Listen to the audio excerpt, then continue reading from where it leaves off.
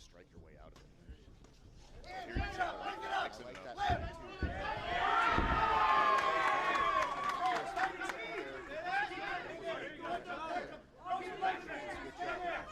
on top of him, looking for a hook. Steady, learn his lesson and say, hey.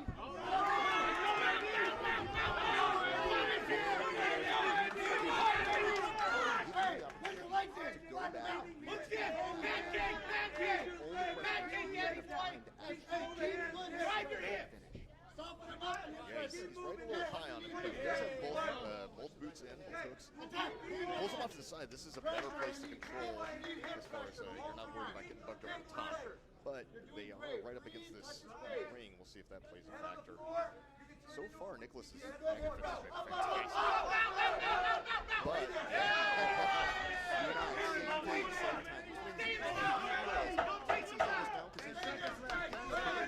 striking, and for a lot of these guys with a jiu-jitsu background, sometimes they get comfortable thinking it's a jiu-jitsu round, or they say, like, I feel comfortable that I'm in the dominant position, and it takes a second to get the ball and strike.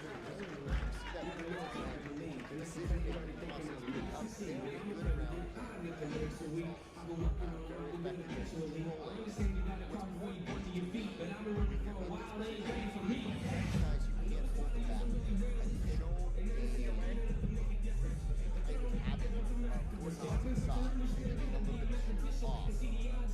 like the fact that they continue the change by making sure you stay in mount, that you continue to reassess going for the back as they're turning around, and you don't do pressure on your opponent. That's the major factor in making a decision, and that would be unfortunate if that circle list did as it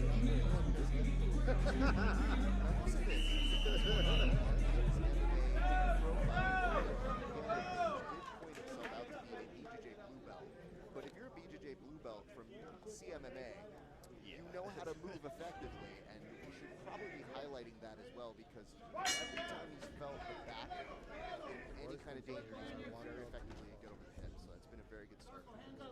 Yeah, CMMA, of course, run by Chad Jordan. It's very wrestle heavy over there, but I mean that in the best of ways. See Nicholas's shining example of that. The way that he's standing back is very wrestling based, and it's fantastic. Oh, here we go. Stay there, Benny. Stay there. He's thinking about a switch here. Yeah.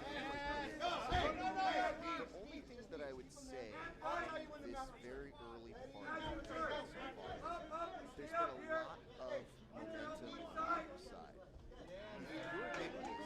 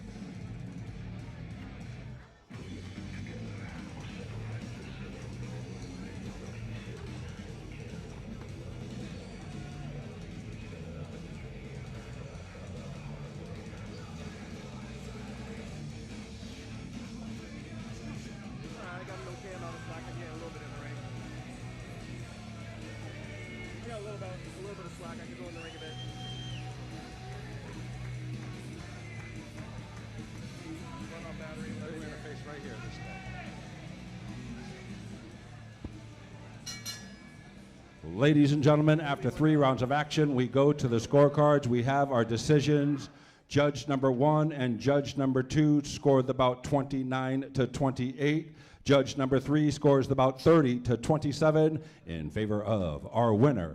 By unanimous decision, he's still undefeated, the red corner, Andy Boy Gonzalez.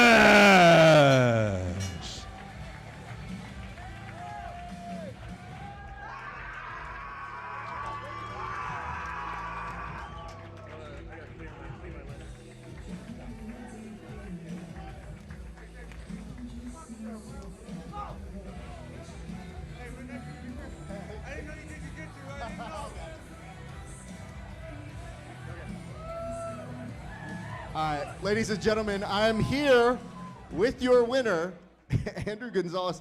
It looks like something has just happened. What just happened here, sir? I got my motherfucking purple belt, bitch!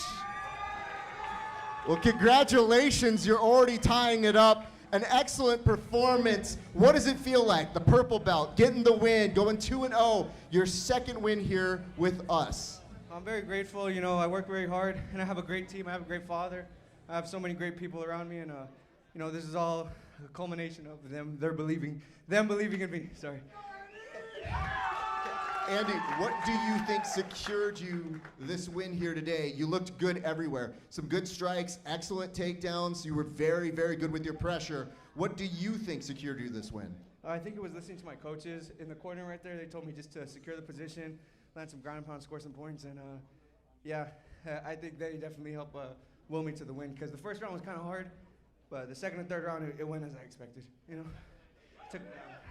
You looked great out there. Let's ask this: what would you like to do next, sir? I'm gonna try to enjoy Christmas, brother. But as soon as we can, I want to get back in here, man. I really like training. I love the lifestyle, and I like the lights, bro. I'm not gonna lie. They seem to suit you well. Do you have any last shout-outs to anybody out there who you want to say thank you to, who make you the fighter that you are, sir? Oh, yes, of course. I'd rather thank my Lord and Savior, Jesus Christ, because without him, I would really not be here. You know, through faith in him alone, I got to here. Yeah, that's all I got. Well, let's get you to enjoy the rest of your Christmas. Ladies and gentlemen, give it up for your winner, Andrew Gonzalez.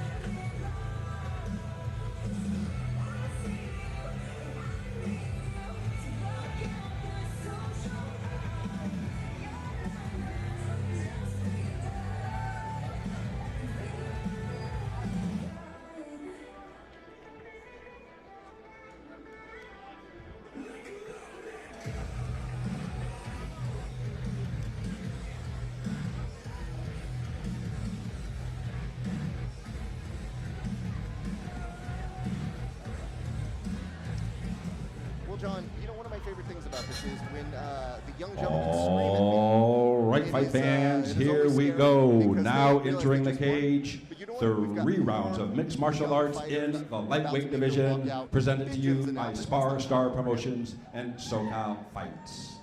Entering the cage first, fighting out of the blue corner, please welcome Brandon Dale.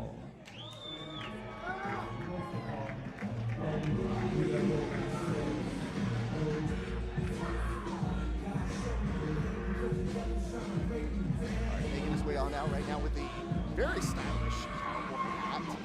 You have one Dale. He is representing the Fight Foundation team. He is looking for his first win inside of a cage or today a ring. He previously lost the decision here at SparStar, and that was back in March.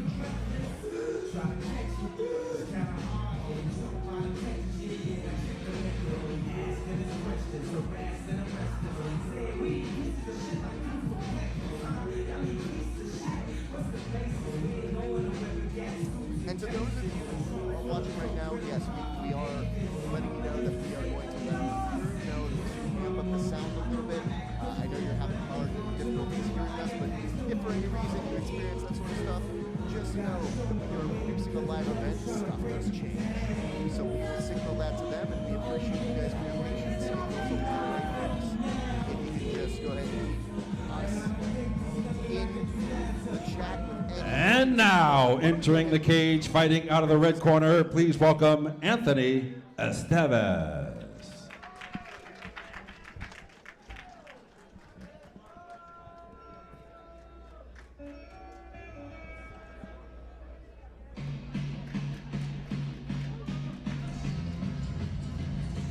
Well, I for one, I like the first walkout song.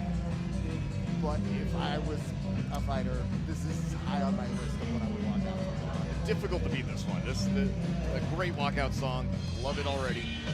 This is, of course, Anthony Estevez, who is making his way on out, and he is representing the Black House flag. You know, I had the honor, the privilege of getting to talk to a few different people about Anthony. Anthony Estevez, he is also looking for his first win inside the ring or a cage, but his previous losses were just by decision. He's been described by his teammates as a cardio machine, which might give you some insight as to how he has gone with decisions. But tonight, we're going to see what his cardio machine can do against somebody else who's been a very fun person to watch.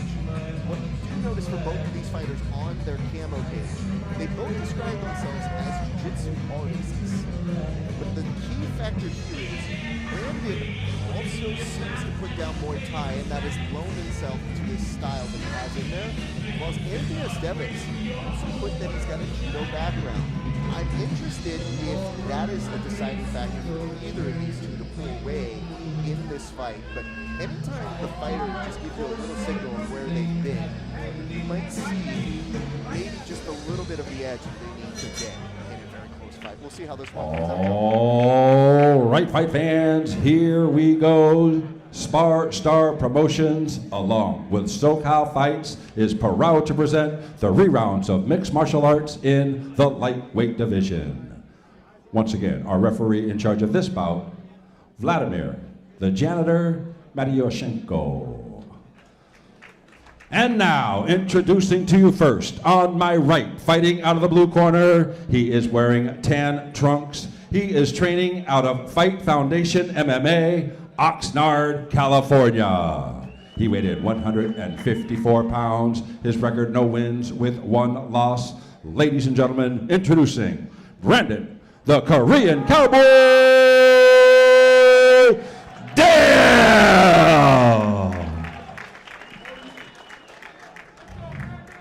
His opponent across the ring on my left, fighting out of the red corner, he is wearing black trunks. He is training out of Black House MMA in Gardena by way of San Pedro. He weighed in 154 pounds. His record, no wins with 2 losses. Ladies and gentlemen, introducing Anthony, the Honey Badger Estevez. All right, fans, here we go. The rerounds of mixed martial arts in the lightweight division.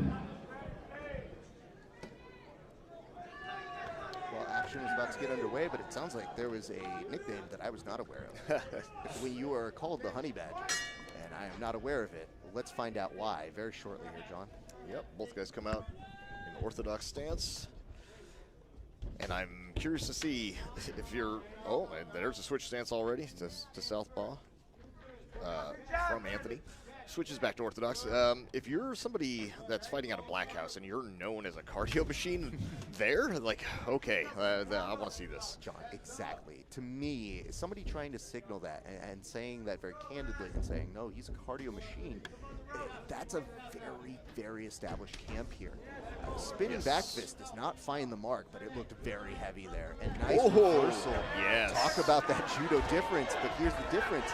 That actually came from Brandon Dale, who was able to get that nice takedown there, and you're seeing now, I think Anthony with a little bit more pressure and urgency to try and get something here. Oh, he's looking for the back. Just going to use that to climb around the back. The arm is across. There's no underhook or whizzer to stop him from going towards the back, but gravity might do that too. Yeah. So, and a nice slam to put him down and to keep Anthony on the bottom. Anthony now climbing his guard up high, looking to make a good angle already. He's got the knee shield. Maybe seeing a triangle attempt here. Well, good step over to the guard pass, yeah. Nicely done from Brandon. Oh, nice. Good takedown. I couldn't see where his hand was, but I think that was Teguruma. That was a really nice mat return there. And now he's on top, but now he's got to fight out of the guillotine. And people always look so comfortable here. They say, I'm going to use some shoulder pressure to maybe open up the guard. And he doesn't seem that concerned about it. I mean, for this, he seems pretty. Ooh. Oh, yep, he's at a pass, but good guard retention here on bottom by Anthony Esteves. So this is a real test for Brandon, who's had a pretty solid round, nice. All things good considered. Answer. But very good knee to the back. And I'm sorry, knee to the midsection. I was looking at him trying to take the back. My apologies on that. What I can tell you is this. A very solid first round. Both these young gentlemen are going to look for their very first win here, and you get the sense that they're trying to make the adjustments mid-round, that they've learned a little bit about each other. You saw that Anthony Esteves, you know, he got taken down and then just literally shot back up and said, how do I start leading this dance? And Brandon's been very controlling, very aware of the power, and perhaps just the fact that he's got a game partner in this. So I liked what I see in this first round. Brandon Dale might, to me, have just did a little bit more to establish in this first one. And you know what? We haven't seen the judo take place for Anthony Esteves yet. But we have seen it from Brandon, though. We did. I'm making sure we're being clear. Yes, yeah. But what you might want to say is, in that particular stance, he's probably making the adjustment of, all right, he's got pretty good takedowns. He's actually a pretty formidable opponent. Maybe I don't need to go into that realm. Maybe I need to keep the standing on the feet. And here we go for round number 2. Anthony starting it right off, just crosses that distance and gets right in Dale's face. Ooh, oh, good left, and that should be it. It looked like he was dazed. Yeah, pretty wobbly from that. Yeah, and the ref's gonna stop. This is it's amateur, so it's you get 2 knockdowns like that. That's a good call. Good call. Well, you know, it might seem a little disappointing if you are here for Brandon Dale. Having said that, fighter safety is of the utmost importance here. He does look good, and that is actually an encouraging sign. I do hear some boos here. So that means this is going to be a fun interview. I'm just going to leave. I think you guys who understand fighting know that this isn't necessarily ideal, but we do appreciate when the fighters look safe and they are okay, even if it looks like they could continue to still keep fighting. But that wobble. Oh yeah, that was absolutely a great call by the ref. Honestly, a delayed call. Yeah, I would have done it after the first one personally, but here we are for amateur. Yeah, but well, time to do an interview, John, and let's see if they boo me. But hopefully they do not. Hopefully not. Yes. So I mean, this is amateur MMA, right? We're not trying to ruin anyone's longevity in the sport early on. Before the amateurs are not getting anything for this, right? So it's just going out there and trying to prove their mettle.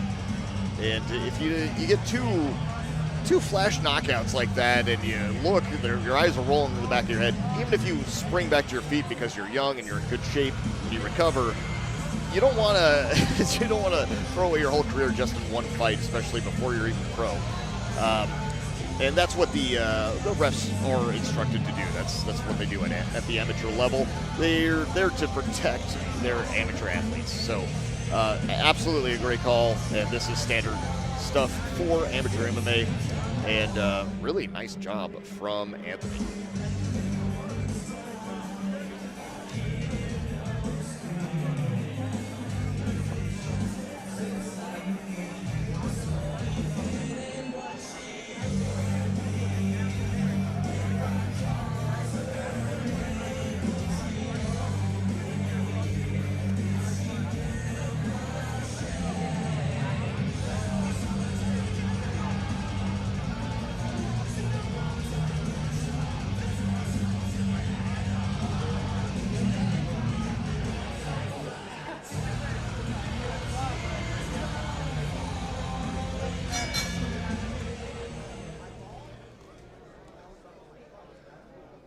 Ladies and gentlemen, at 27 seconds of round number 2, referee in charge, Vladimir the janitor, Matty Yushchenko stops the contest due to strikes.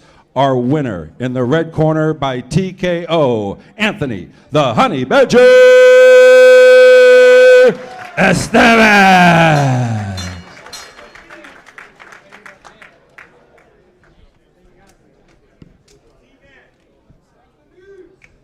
Ladies and gentlemen, I am here with your winner, Anthony Estevez. At the very end of that exchange, there was a little bit of confusion. How did you feel in that moment when you saw him get knocked down? Did you think the fight was going to be called right then and there? Yeah, I thought I knocked him out for a second, and then I seen the ref step in for like quick 2 seconds, step back out, so I just had to finish it towards the end of that. I mean, it was an impressive display, and how were you able to make the adjustments from round 1 to 2? Round 1, a lot more competitive and close, but on this one, you carried it away and you were able to secure the win. What were the corrections that you were able to make from round 1 to round 2, sir? Round 1 was supposed to be nothing but striking. I wasn't listening to my coach, and then when Brandon won the first round, coach came up to me and said, "Oh, you lost that round. You gotta stick with your hands. Stick with your hands." As soon as he steps in, catch him, and listen to coach, and that's what happened. A good lesson, a very good lesson there. I've heard you described as a cardio machine, and it definitely paid through tonight. I have to ask, for you, what does this win mean tonight to finally get your first win inside of a ring or a cage, sir? It means a lot getting my first MMA win, but honestly, I got to give it out to the whole Black House MMA team. Goes Jason, Elon, Leo, Kenny, Samurai, and all my training buddies at Black House MMA. All right, sir. What's coming up next for you? Hopefully a fight by January, depending on what these guys think. That sounds good. They're saying you're ready. I'm inclined to believe them if we've learned anything tonight. You have any last shout-outs to your friends, family, team, anybody who make you the fighter that you are? I want to shout out my fiance for being patient with me, my coaches, teammates, family members back home. Thank you guys. And thank you to the SparStar and OC fights. Thank you guys. And shout out to San Pedro. There we go. Hey, go enjoy your night. Ladies and gentlemen, get up for your winner, Anthony Estevez.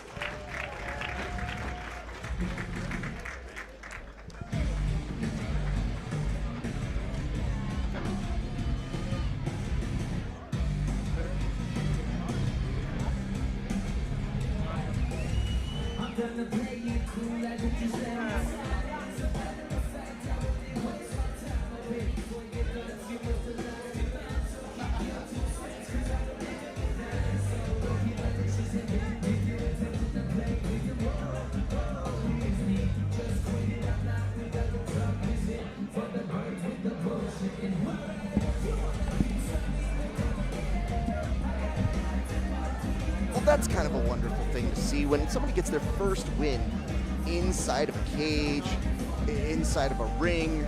You know how hard they work for it.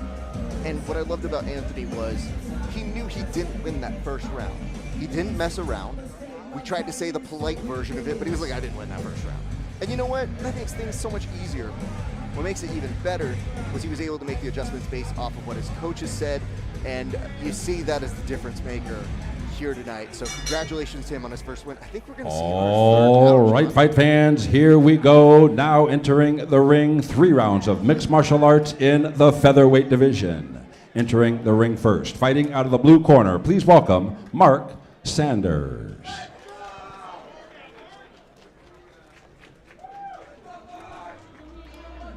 right, you guys. Mark Sanders making his way out right now. He's coming to us with a 2-0 record. He is fighting out of King's Combat Sports, and he has previously garnered his wins by decision the last 2 times he has entered a cage. So we're very excited to have him joining us tonight. And you know, King's Combat Sports, one of those teams that sneaks up on you. You don't necessarily know them all, but Mark, I've seen him on the BJJ and Jiu-Jitsu circuit, and even the MMA circuit. This kid, he's very talented, John. He moves is incredibly quick in his transitions for jiu-jitsu.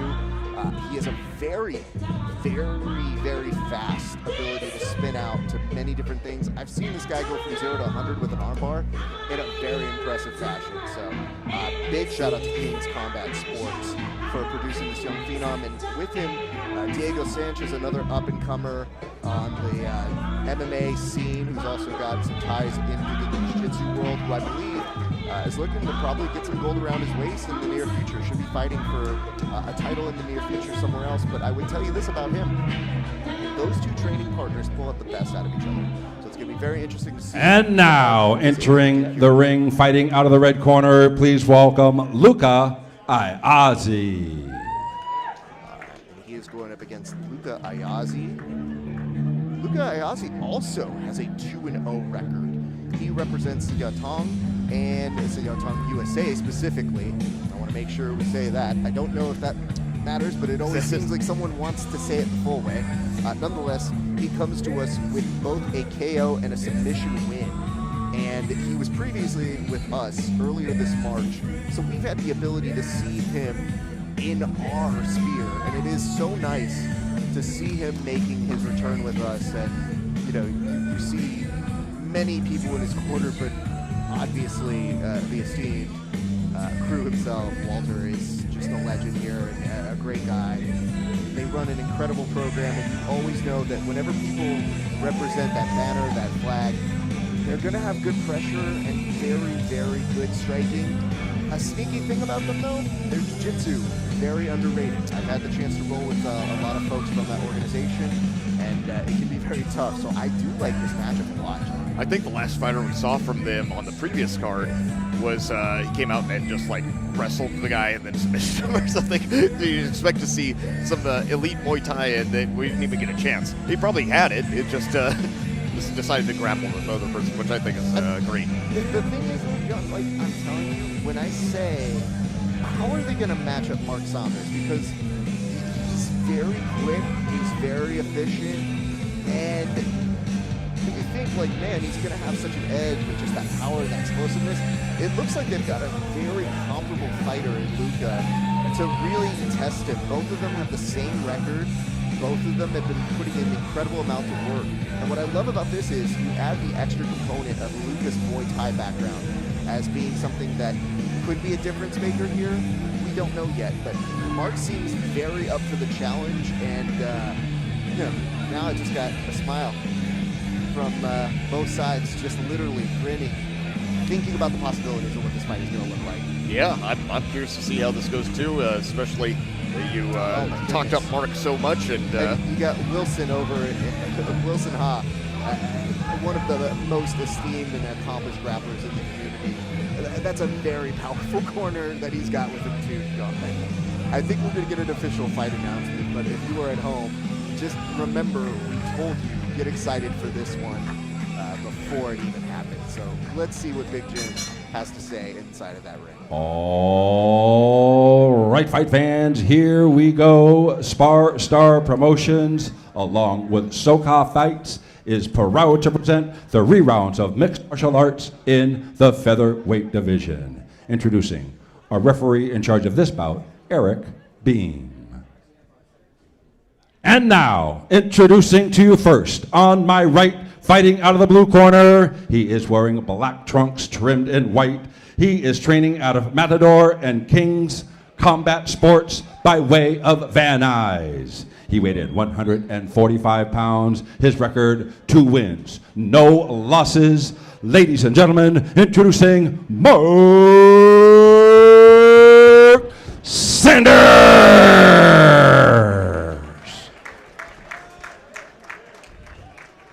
His opponent across the ring on my left, fighting out of the red corner. He is wearing black trunks trimmed in white. He is training out of Yatong USA in Monrovia by way of Buena Park. He weighed in 145 pounds. His record, 2 wins, no losses, with 1 win coming by way of stoppage. Ladies and gentlemen, introducing Luca Ayazi. All right, fans, here we go. The rerounds of mixed martial arts in the featherweight division.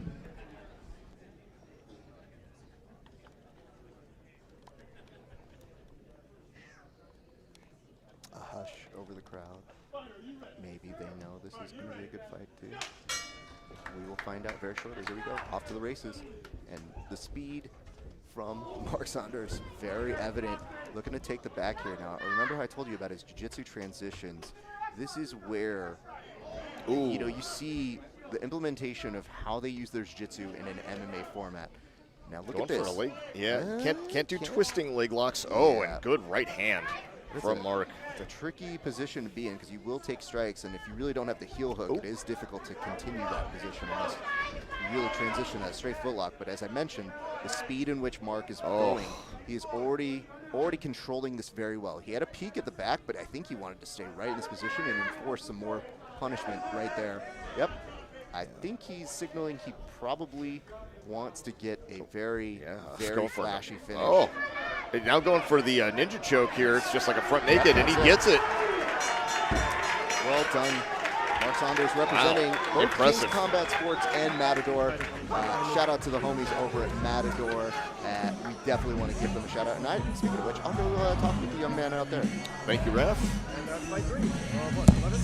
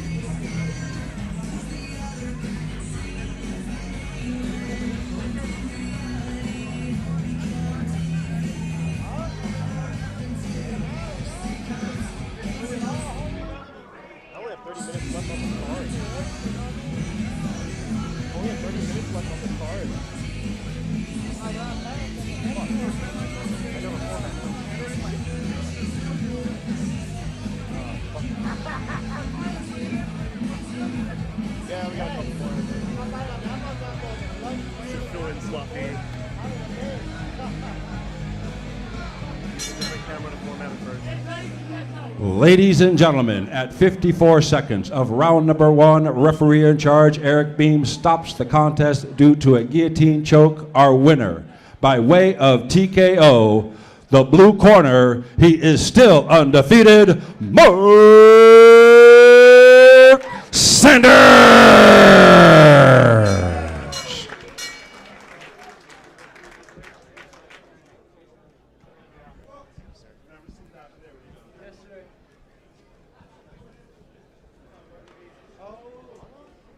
Ladies and gentlemen, I'm here with your winner, Mark Saunders. Congratulations to you. This is not a surprise to me. I've had the pleasure of seeing you do work in many different gyms.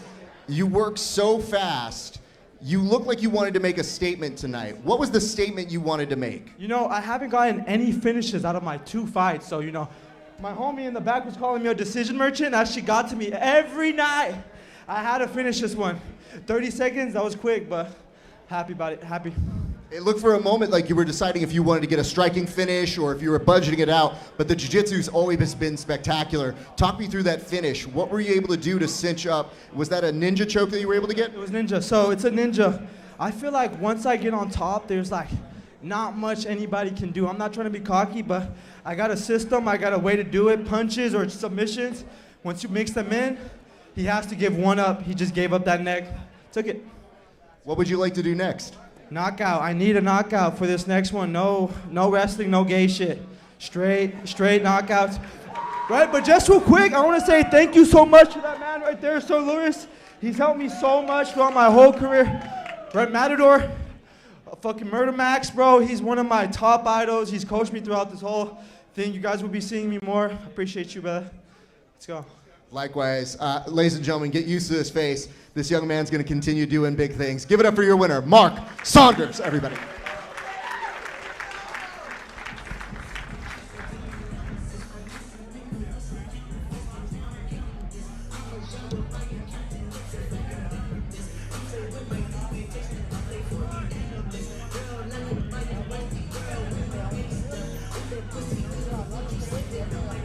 The win from Mark Saunders with that ninja choke. Really nicely done. Not a lot of fights to really take too much from, but Mark looked very sharp out there, so extremely excited to see his next matches. And the boy is confident.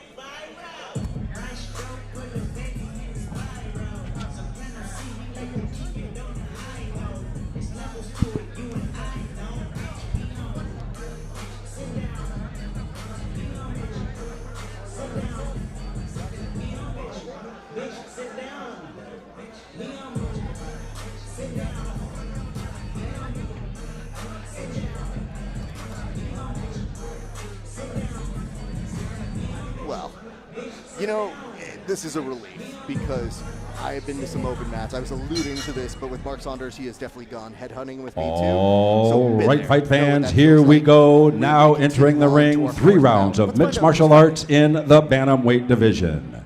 Entering the ring first, fighting out of the blue corner, please welcome Ramon Benitez.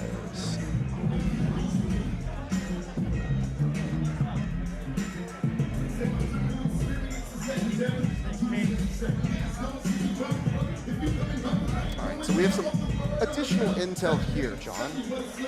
I get the intel where I can, and I would like to tell people this in the future. If you ever want to tell me things about your fighter, please do. A lot of these young men and women put their profiles on private, and it's very hard to tell a story about them. But here we were fortunate enough to get some additional intel. This is Roman, Ramon. My brain was not working there. Ramon comes to us with a very fresh 0-0 record. He comes to us from Black House, and he is a BJJ blue belt. Now, here's what you need to know about him. He has been training. You might see a familiar face in the background. That is Albert Morales, the Belizean warrior, the warrior, if you would. And Albert was telling me that he's been training with him since he was about 15, and he met him at a UFC gym, and he's kind of been ushering him in. So this kid's had a lot of time working with a very, very prominent SoCal fixture here who has had great success in this community. And he was described by another Black House fighter as being a powerhouse. So mind you, his Black House friend was called a cardio machine, and that was... And now, entering the ring, fighting out of the red corner, please welcome Angel Agustin Anaya.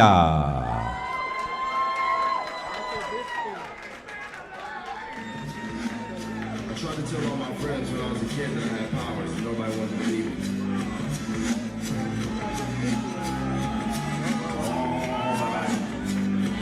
So if there are some familiar faces walking out with him, it should be because Angel is actually representing Tunis BJJ. So we've got another individual flying that flag, flying that banner of a very decorated team. And, you know, they're already feeling pretty good because earlier tonight they gave away a purple belt.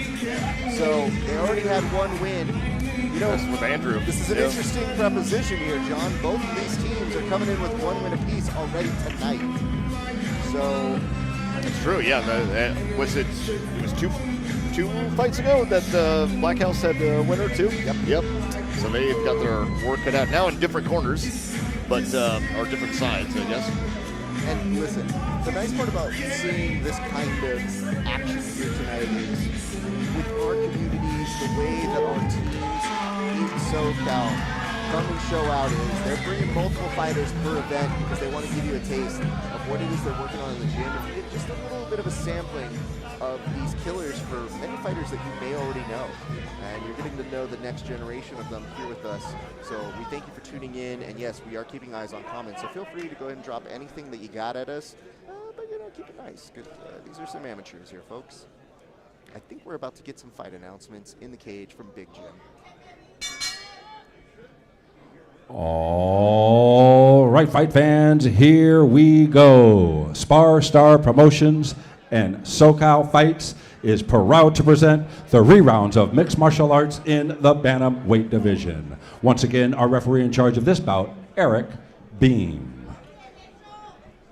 And now, introducing to you first on my right, fighting out of the blue corner. He is wearing black trunks trimmed in white. he is training out of Black House MMA in Gardena by way of Wilmington.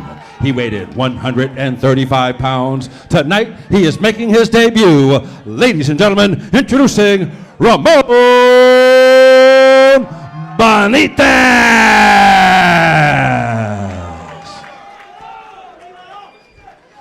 His opponent across the ring, fighting out of the red corner. He is wearing black trunks trimmed in white. He is training out of Tillis BJJ in Whittier by way of South Whittier. He weighed 136 pounds. Tonight, he is also making his debut. Ladies and gentlemen, introducing Angel Augustine Anaya. All right, fans, here we go. 3 rounds of mixed martial arts in the bantamweight division.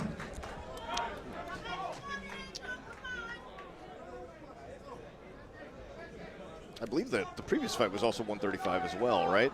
And they're both pretty new as far as like their record guard. Oh wow! And this one is starting off really quick. Look at that, closing the distance, throwing knees, getting into the clinch. I'm not sure you could tell when they were doing the fight announcements. They Wow. wanted to already meet in the center of the ring, so they wanted to get to work. And you could see that nice kick there by Angel. And this is the thing, you know, both of them making their debuts, you get into that thing of like, how does this work? What am I looking for? And already beautiful, beautiful kicks and knees have been demonstrated in this fight thus far in. Ramon's trying to make some adjustments, try to come out swinging on that. That was okay though. Yeah, Angel, obviously, huge height difference. Yes. Oh man, and that step in overhand right though, that'll even it out. Oh, I didn't believe he's got him rocked. Oh. Yes, beautiful right hand there to put him down. The hard part is now he's put himself into the guard of Angel. So Yeah, he's got to be a little bit cautious here. it's very tricky because you get excited and you know, Yes, he and was this is trying where to get the triangles striking come finish. from. Yeah. And he's doing an excellent job of making sure he's not committing too much right now. But you do want to make sure that you don't overcommit to a very good guard player. This is a much better position. Staying here and keeping him within turtle, and now letting him stand back up might help him get back into it. He definitely wants to get this takedown. Beautiful urgency here. 36 seconds. That is still enough time to get a finish, but Angel holding on for dear life onto that single leg. And you're going to see right now, I think Ramon was looking at just trying to figure out what he wanted to hit him with. And very, very smartly did not try to hit him with the knee or anything to that effect. So now they're back up on the feet. 17 seconds left to go. Nice kick there by Angel. Angel's got to watch out because Ramon steps in with this overhand right, and it is landed, and that's what put him down too. So, yeah, there it is again, right? And he hits him with it. So he's got to really look out for this. I don't think he's respecting it, or he knows that that's what's hitting him, because that would be my first priority if I was Angel. If you are inside of that team, if you are Tillis, you are likely saying he is loading up with that. And, you know, normally you have some distance as a taller fighter. Maybe you want to utilize that kick a little bit more. You know, he did that, like, straight-on kick. Sometimes even doing a kick to the outside helps with that distance, keeps them at bay, a teep, whatever it is you can do to keep somebody with that overhand right. Because you noticed in that very beginning of the fight, Ramon loaded up that right hand and he whiffed. And that's just because it was early in the fight. We demonstrated that if he connects, that is not a fun place to be. No. So I think a wise choice would be to keep him at distance. And if you're Ramon, you're feeling pretty good about what you've been able to accomplish thus far in. I definitely would. And I like the way he does that because it seemed like he was apt to grapple right away in the very first part of that first round. And so he's using that overhand right as a way to close the distance, which is a great way to do it. And if it connects, then fantastic. If not, you're where you want to be anyway. And as the shorter fighter, that is definitely a great tactic. But Angel's got to really keep his guard up or know that that right hand's coming over the top every single time the distance gets closed and be ready for it, because otherwise he'll get put down just like he did in the first round.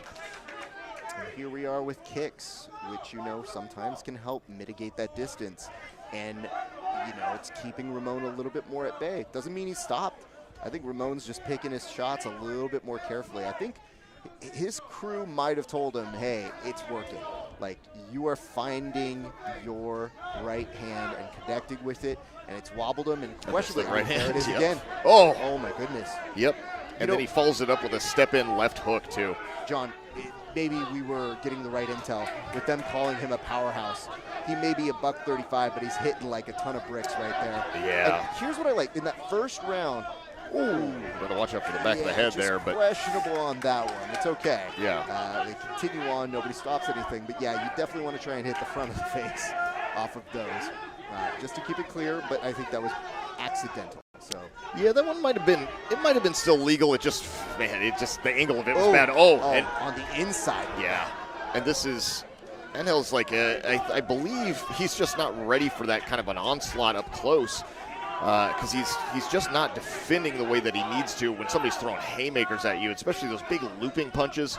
He's not making more distance. He's not covering up properly. And I mean, John, I'll be honest with you. I think he just gets rocked a few times. And the fact that he's still standing is a testament to his fighter spirit. But you're seeing Ramon connect so many times. I think this is on the verge of getting stopped. Yeah, they're going to stop this one for sure. Unless they clinch. That's the only Unless thing they is, Ramon is also the one kind of initiating some of these clinches. So it's almost more advantageous to kind of let him go and kind of find that distance, because especially he's clinging on for dear life there.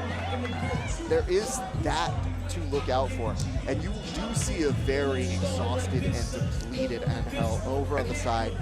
That's what I was going to point out, too, because look at all the output that happened in that round, and it was all Ramon, right? He was throwing these big bombs. But look who's tired at the end of that round. It's because eating big shots like that is exhausting. It gets every time that happens, you have an adrenaline dump, right? It's a physiological response.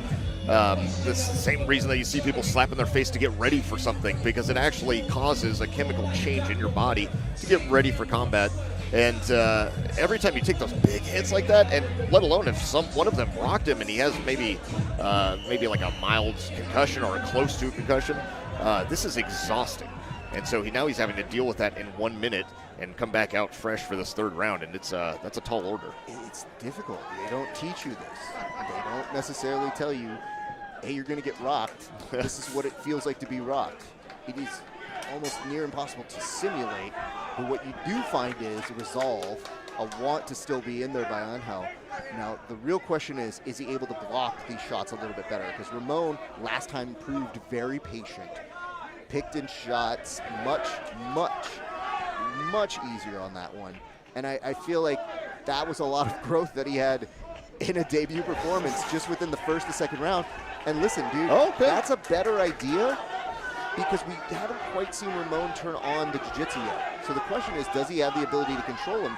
And every time he's had the back, he's kind of let him go. So this may not choke him in the way that other people would set it up, but it is stopping him from doing any movement that gets out, and creates more pressure and kind of wins you. The other thing I'm going to ask here, John, look at the nose of Angel. I think it's incredibly hard to breathe out of that nose right now. And maybe because he's so new to MMA that he's never had in sparring somebody do a similar thing where you're leaking out of your nose and you can't get any oxygen. But now that's you're a great kick. wide open. Yep. Oh, man, unfortunate timing there. Went for that spinning back kick, and I like this 2-on-1 though. You definitely want to get out of there. Going for the high crotch. Choice. Yep. Yes. Run the pipe or lift. Good. Very That's nice. about Angel. He's digging in deep to get that. That is not easy to do, people. When you are that exhausted, you're leaking out of your nose, to find the resolve to get that takedown. I mean, that is the reason why. If you're thinking like this is his chance, that energy, that expansion is a lot. And you might see part of his nose leaking out on Ramon's body. Look at the chest. Look how much blood that is. That is what you really can tell has been the effects of the war thus far in, and we're about to call a close to this one, but Angel makes a great statement at the very end of this fight. Way to bring it back. You should be probably down still 2 rounds to maybe 1, but a very strong way to finish it, though. I mean, let's put it this way. I know there is so much emphasis on who wins and who loses these fights, but you are really doing intel gathering missions. You're looking to see what kind of fighter you're going to become. And Angel tonight did something that you can't replicate inside of a gym. So his ability to find his fight and continue pursuing and to get a takedown, That is some really impressive stuff. So major props to him. I'll go interview who ended up winning this thing. John, I'll see you in a second. Yeah. Excited to see if they gave that last round to Angel or not. Either way, showed a lot of heart and kept fighting right to the end. And pulled out some, had like a positive outcome towards the very end of that one, which was nice to see. Maybe a bit of a slow starter too, which is really difficult when you're doing amateur MMA and you got 2-minute rounds. But both these fighters did great, and Ramon definitely put on a show here for this one. Curious to see what they will try to fix for his next fight coming back. I would say if you're dropping shots like that and you're connecting with them and you're wobbling your partner or your opponent, like maybe don't clinch with them. I know he's got good grappling and he doesn't want to punch himself out or anything like that, but I think he might have had a shot to in the fight early if he would have just stayed on him, but I guess we'll have to see how that goes in the next fight. Until then, we're just waiting for the official fight announcement. Thank you guys at home or watching on the live stream. Of course, we are here. It's Rafa Esparza. You can see him there in the suit, waiting to interview the winner. My name's John Evans, and we're here at the Gardens Casino, Wine Gardens, California. And we are 4 fights in, about to start the 5th after this one.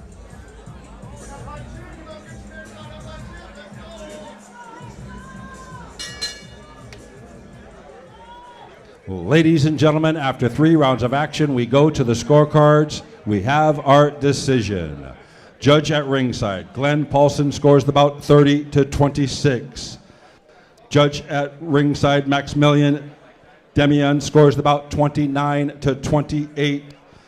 And judge at ringside, Big Mark Reyes scores the bout 30-27 in favor of our winner by unanimous decision, the blue corner, Ramon Benitez.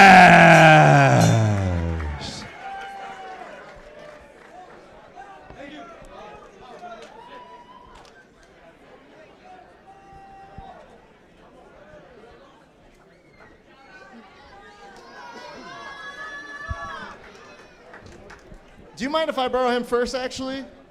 Thank you, sir. All right. Congratulations, Ramon. What does it feel like to get a debut win with us here tonight?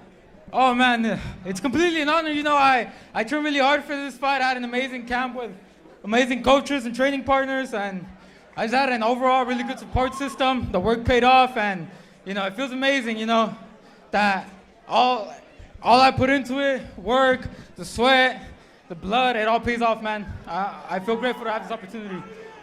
You know what else paid off tonight? That overhand right, sir. That is a registered weapon. That was incredible. The way you were able to cut the distance, where does that come from? Well, you know, it honestly just comes from practice and constant repetition, you know. Everywhere from jiu-jitsu competitions to even sparring at my own gym. I'm usually the shortest out of everyone, so, you know, we all adapt to our environment. I adapted to mine, so what you guys just saw, it's an example of just constant repetition and practice, man. It all pays off as long as you're consistent. It does, it does. Are you looking at the future? Are you looking at what you want to do next, sir? Oh, man, I am looking at a long, long road ahead of me and a lot of fun ahead of me, man. Tonight has been the funnest I've had in a long, long time, so you'll for sure remember me. So I ask for everyone in the audience, everyone watching at home, everywhere, remember my face, you will see it again. I guarantee you will see me again. Hold on. Stare at those people. Let them see the face real quick. All right. Well, they can't hear you without the microphone, okay? So before we go, any last shout-outs that you want to give to your teammates, your friends, your family? Oh, yeah, you know, definitely my family. They're the biggest supporters of me, other than coaches and teammates, you know. Each one of them helps in their own way, and I'm very thankful for that. I'm thankful for all the people who came out and watched and spent their well money. I aim to give them a show every time, and I hope that delivered. But the real big shout-out that I want to give is to my buddy, Albert the Belizean Warrior Morales. He's the one who put me on Team Black House. I wouldn't be here if it wasn't for him putting me on. That guy has been with me since day one. He suffered with me, and I'm super thankful for that, man. This fight's for him. I told him many, many years ago that my first fight would be dedicated to him. Thankfully, it's a win, so That's the big shout outs that I want to give. Well, you should go celebrate with your team. I know there's a photo op you guys want to do. Ladies and gentlemen, give it up for your winner, Ramon Benitez.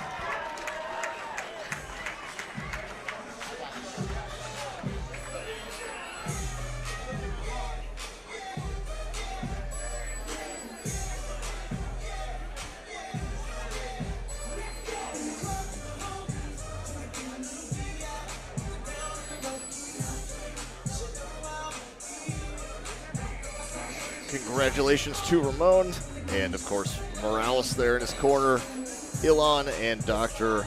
Park.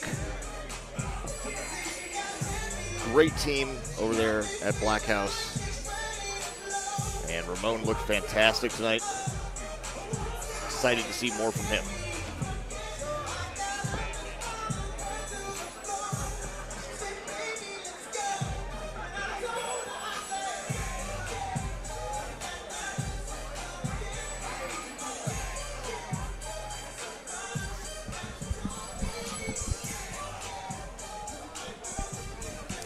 Why the smile, John? Is it that we saw another star being made here tonight? I liked that he was hyping up his performance, but in silence. That was wonderful, and then the fact that you called that out, that's great. It came across very, very comical on the live stream. Thanks. Yes, good job, Raph. I do my best to media train these children in a very short amount of time. I think the hard part is just they get so excited they forget how physics work at times. Oh, for sure. It was like, I talk, you hear, All right? Not necessarily. fight fans, here we go. Now entering the cage, the re-rounds of mixed martial arts in the lightweight division. Entering the ring first. Fighting out of the blue corner, please welcome Oswaldo Martinez.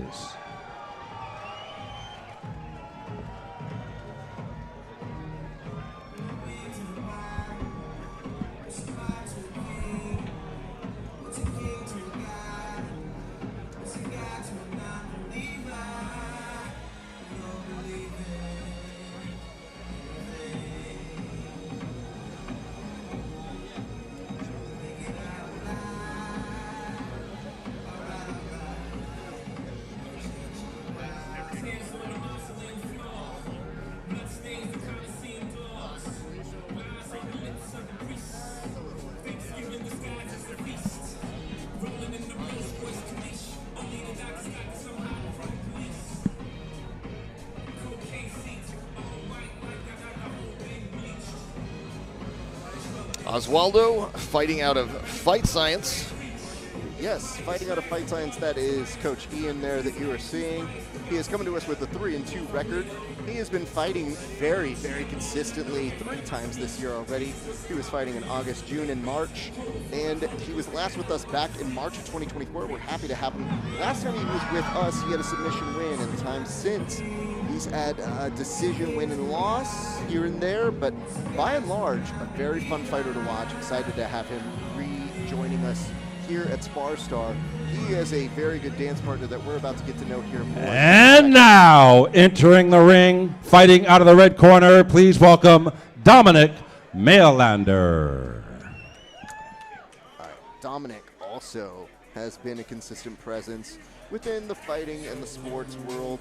He recently was with us back in May of 2024. He got a decision win with us here at SparStar. In the time since, took a submission loss in his most recent fight, but one thing that you will find about him is very interesting, very fun, defending the banner for SoCal Fight Team out this way in California. Now, when you see the different bases that they have, you see for him, he says that he is flying that MMA banner. That is his background. Whenever somebody says, what kind of fighter are you? You know, that's kind of what he's saying. He's good all around. That's his whole specialty. Meanwhile, for Oswaldo, he likes to count himself as more of a jiu-jitsu fighter on his camo profile. So when you get that little bit of a difference, it is going to be interesting to see how they translate that into this world, and specifically within a cage, because you might be an MMA fighter, but things change inside of a ring that are incredibly different. So I'm very excited to see how these gentlemen afford themselves here tonight, but this should be a very good one. And, you know, I think we're about to learn a little bit more about them in just a second here, John, but already some high fives between the two of them. They dap up one another as they get separated into their respective corners.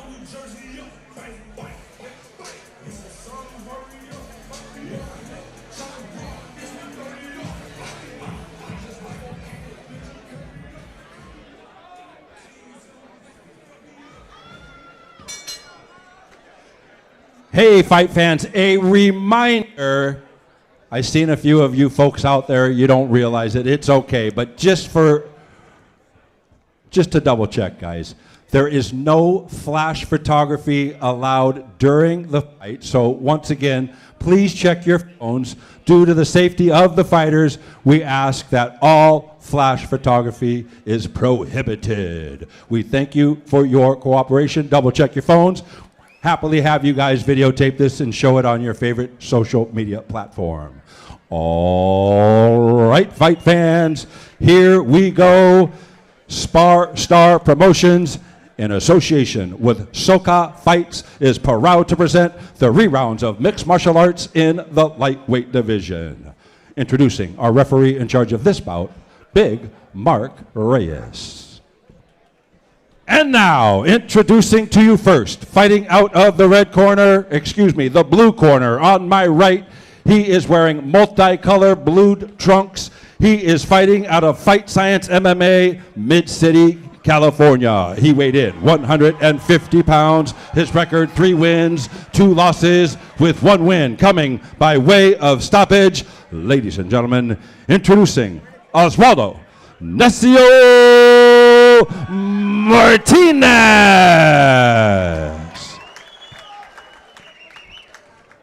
His opponent across the cage on my left, fighting out of the red corner. He is wearing green camo trunks. He is training out of SoCal Fight Factory, Palmdale, California. He weighed in 149 pounds. His record, 2 wins, 1 loss, with 1 win coming by way of stoppage. Ladies and gentlemen, introducing Dominic the Menace Maylander.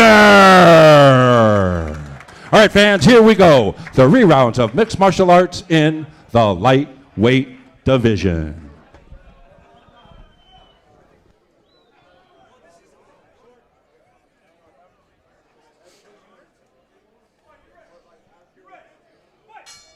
All right, here we go, John. Oswaldo in the blue, Dominic in the red.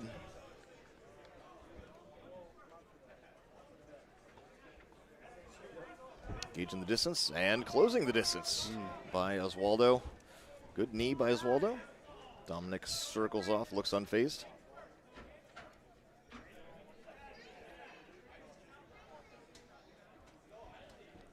Now, these will be a little bit longer in time. We're looking at 3-minute rounds just because they have a little bit more experience. And that will make things feel a little bit longer than usual just for us. But good takedown. I mean, he's not finishing it, but I mean, the ability to stay with him and almost reverse that incredible moment. Yeah. Beautiful balance there by Dom. Yeah, I think Oswaldo made a little bit of a technical error there. He had the body lock, everything was looking good, and then he decided to step behind. Yeah. But Dom's posture was bent forward, which can be a lot tougher. He stepped in the front, in the middle.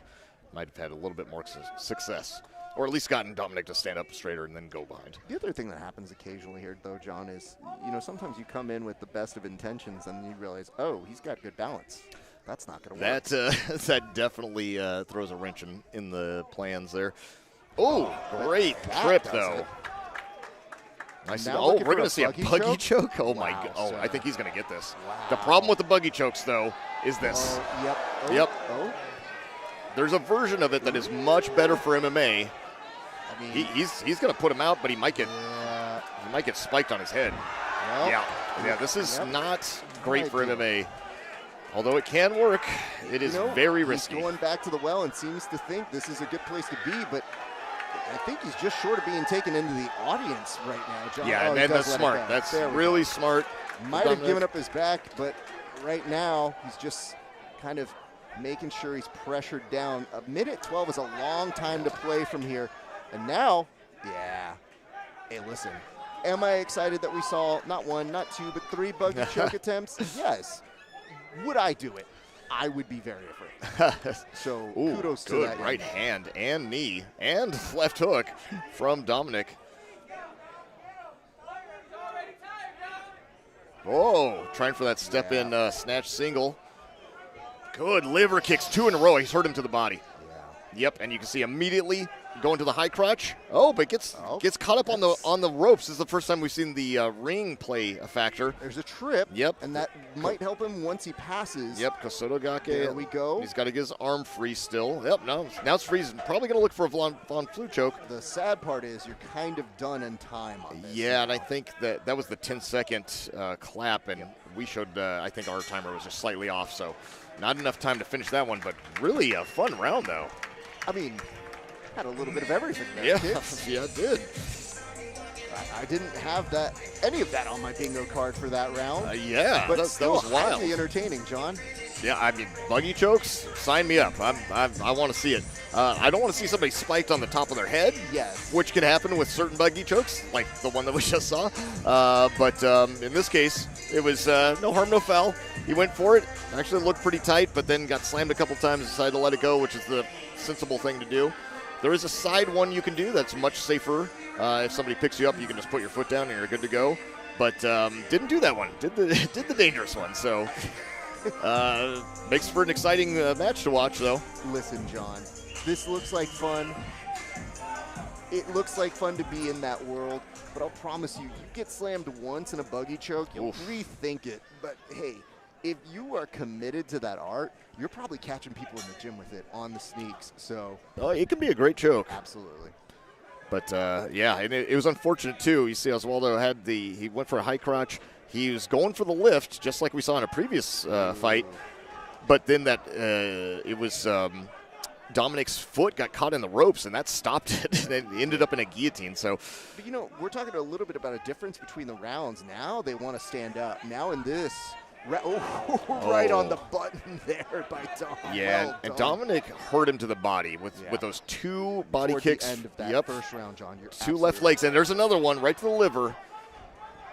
And I like that Oswaldo's able to catch this and punish him for it, because maybe he'll think twice about doing it, because Oswaldo might be pretty hurt to the body. So it's just also getting that trip. It has been very difficult for Oswaldo to get him on the ground in a way that he normally would probably do it in other scenarios and other places. He's been kind of stuck in this position, and we're talking like the minuscule of adjustments for him.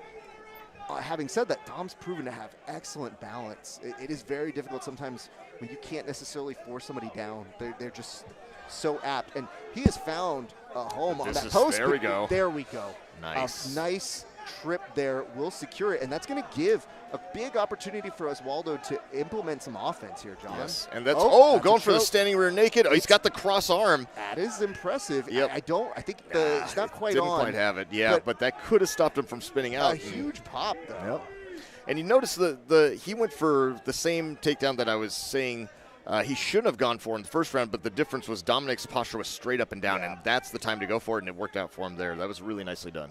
Agreed. Oh, well, he's old school foot stomps. Okay. Somebody has been using their Pride DVD. Shout putting outs it to use.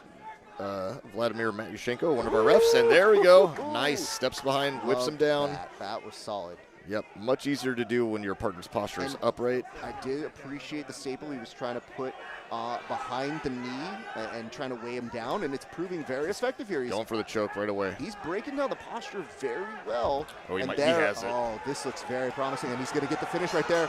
Well done to Oswaldo Martinez, who finds a way to grit through that. I mean, John, I have questions. One of the biggest, I think, has to be, where did you find the ability to recover from some of those body kicks and still do that? And let's just talk about, do we need to find out more information about that buggy choke? I want to hear about the buggy choke, and I want to hear about how his liver felt after those kicks, see how much those hurt him. Because both of those things were very, very interesting turning points in the match. All right. That's good enough. I'll load up with that. I'll see them in the cage here. In the ring. Old habits. Yes. Thank you, ref. It's one of the benefits of having a connection with the interviewer. Prime them for the questions that we want to hear. That was a very fun match, and congrats to Oswaldo. He looked great out there. Dominic also he definitely had his moments in that fight. Looking good in the first round, and the superior positions in the grappling towards the end there of the second round, I think that's the thing that made the difference. Really exciting match, though.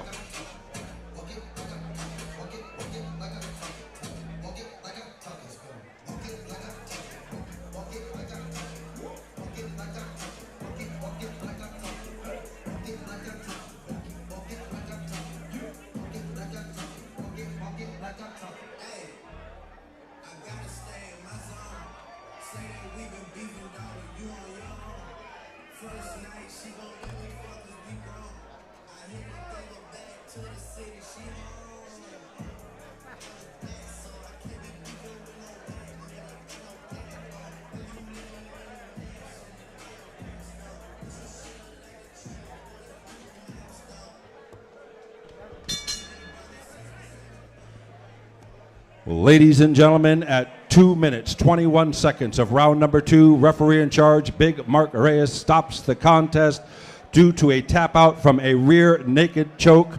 Our winner, in the blue corner, Oswaldo Necio Martinez.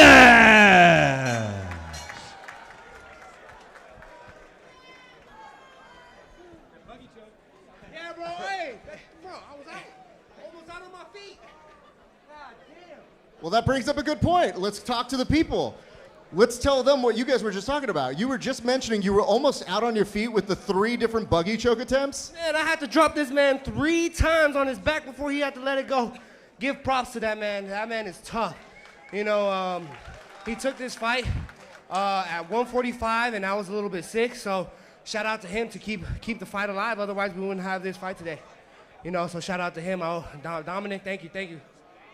Hey, you dug deep so well. You were able to recover. There were a couple kicks that looked like they were pretty flush there, but you were able to make some great adjustments, and you were able to get the finish. Talk us through that finish. How were you able to secure that?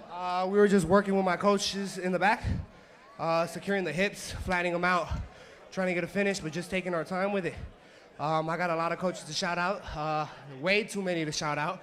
So I just want to thank everybody that's been on this journey with me, and we'll keep going. Thank you for my fans and supporters. I love all y'all. End of the year is about to approach. What are you looking at for 2026, sir? 2026, we're looking to get a few more bouts and then maybe go pro, man. I mean, I'm feeling comfortable in this cage, ring. So just, yeah, man, big things for 2026. I was out for like 3 years. I had got shot. So, yeah, coming back from a really bad injury, man, and still being able to, God bless that I can still be able to do this, because, you know, that bullet's still in me, and just trying to come back, man, hard, and like I said, thank you to all my family that's been supporting me the whole way through. Well, you look like you're always going to preserve, and we're happy you're still with us here, sir, because you got a great amount of people here to support you. You got more fights to do, and I hope you go enjoy your night. Ladies and gentlemen, you got one more. Dominic, for life. We're there for life. I got you something for Christmas, baby. Thank you. That's what's up. Ladies and gentlemen, give it up for your winner, Oswaldo Martinez.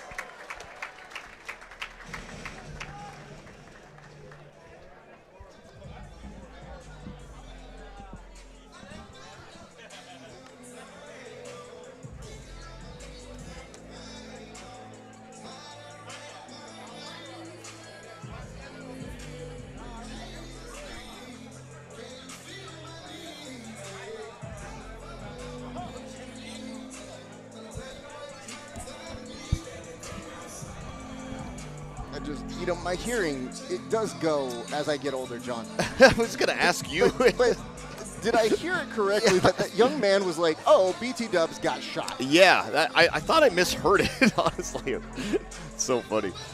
So not only was the match exciting and unorthodox, but the interview as well. Not something you hear every day in a post-fight. You know, listen, I'm looking at playback right now of me in that cage. I'm pretty sure I'm going to see my reaction because I have about a slight delay. of when he mentioned he got shot. And I'm almost guaranteeing the surprise on my face was something I didn't quite contain very well. I don't even know if you Yep, oh, yep. there it is. Okay. Yeah, it just looked like you had like a slight like blue screen, right? You kind of paused there and give him a look. And What are you supposed to do? Like, he drops it at the end of our discussion, like, oh, you should know, by the way, before I get out of here, I have been shot at. Nonetheless, the fight was good, wasn't it? And you're like, bro, yes, the fight was very good. And in fact, yay, you're here. yeah, it's was not expecting that one in the post fight, but congrats to him. I mean, that's a huge thing. Times are tough, Raph. Don't do that. Listen, we thank you for joining us. If you're watching us in the comment section, please tell us who you are here to support. We still have some great fights for you guys. I noticed that somebody asked, where's Kellum? We originally said it was going to be those 3 fights. He is coming up very shortly. But coming up next is going to be, I believe, Blake and Brian. So you're going to want to hang tight. If there are people you are here to support, talk nicely about them in the comment section. And we did just put it out to you guys. We asked, do us a solid. Tell us what you're liking about this broadcast. Talk to us in this chat, because most people just ignore you. I don't. Raph doesn't. He'll give you his time. Good or bad. Yeah, you probably don't want it. That's but the worst phrase. Interviewer and I were talking about this. It's like the worst thing you'll ever hear from somebody is like when they say, "Oh, I got time today." So that's a usual phraseology I got. I got time for Raph that. does have time. Yeah. It says, I don't know anything about fighting, but Callum's friends and I are at the bar and have this on the TV. Well, hello. I don't know what bar you guys are at. I hope that you guys are drinking well. I hope that you're enjoying it. Thank you so much for tuning in, and thank you for supporting these young fighters. It makes a huge difference to them, and as the representatives that get to be the mouthpiece of this, we just want to pass that on, so thank you for that. Thank you. It says, where is Angel? Yes, he did already go, and he said he missed our weekly hang for the fight. Listen, yeah.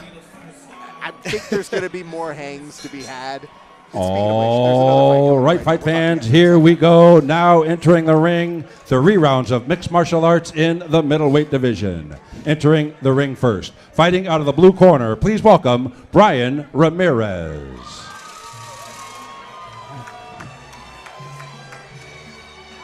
Well, this is near and dear to my heart. Brian Ramirez, fighting out of Classic Fight Team. Just to let you know, the last time he was with us, he got a pretty nasty TKO with us here at SparStar. Of course, if you've seen people who fight out of Classic Fight Team, you expect a certain kind of pressure, a certain kind of fight. This is a gentleman who represents that lineage very nicely, John.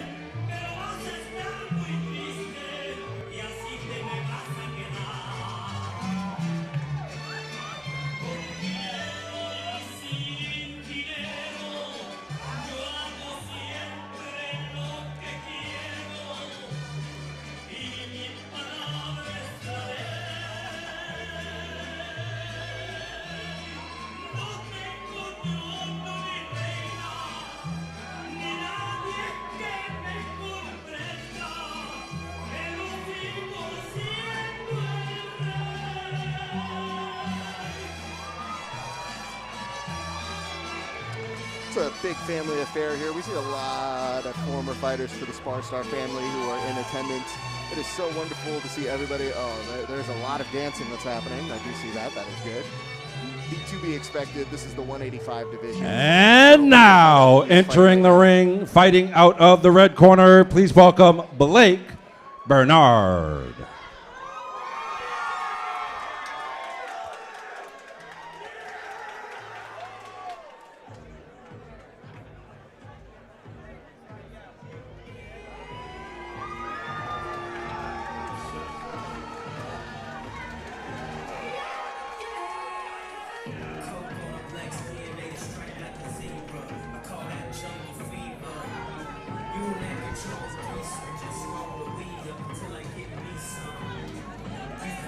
We got another walkout happening right in front of us.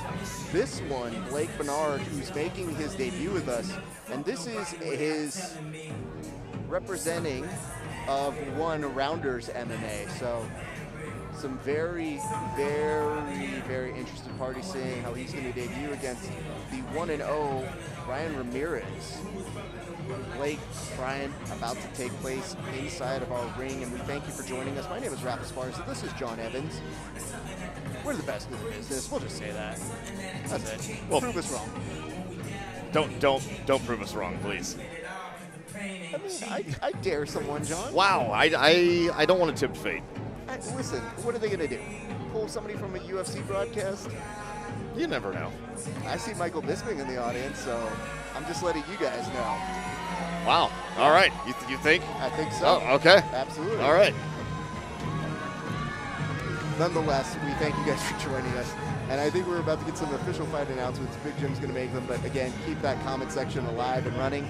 We're keeping eyes on it, and we will keep you posted on how this fight goes. Big Jim. All right, fight fans, here we go. SparStar Promotions, in association with Soca Fights, is proud to present the rerounds of mixed martial arts in the middleweight division. Introducing our referee in charge of this bout, Amin Nash.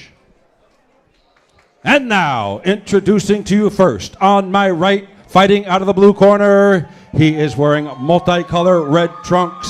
He is training out of Classic Fight Team and UFC Gym in Huntington Beach by way of Mexico City, Mexico. He weighed in 180 pounds. His record, 1 win, no losses. With that win coming by way of stoppage, ladies and gentlemen, introducing Brian Ramirez. His opponent across the ring on my left, fighting out of the red corner. He is wearing black trunks trimmed in white. He is training out of Rounders MMA in Fullerton by way of Anaheim Hills. He weighed in 174 pounds. Tonight, he is making his debut. Ladies and gentlemen, introducing Blake Bernard. All right, here we go. The rerounds of mixed martial arts in the middleweight division.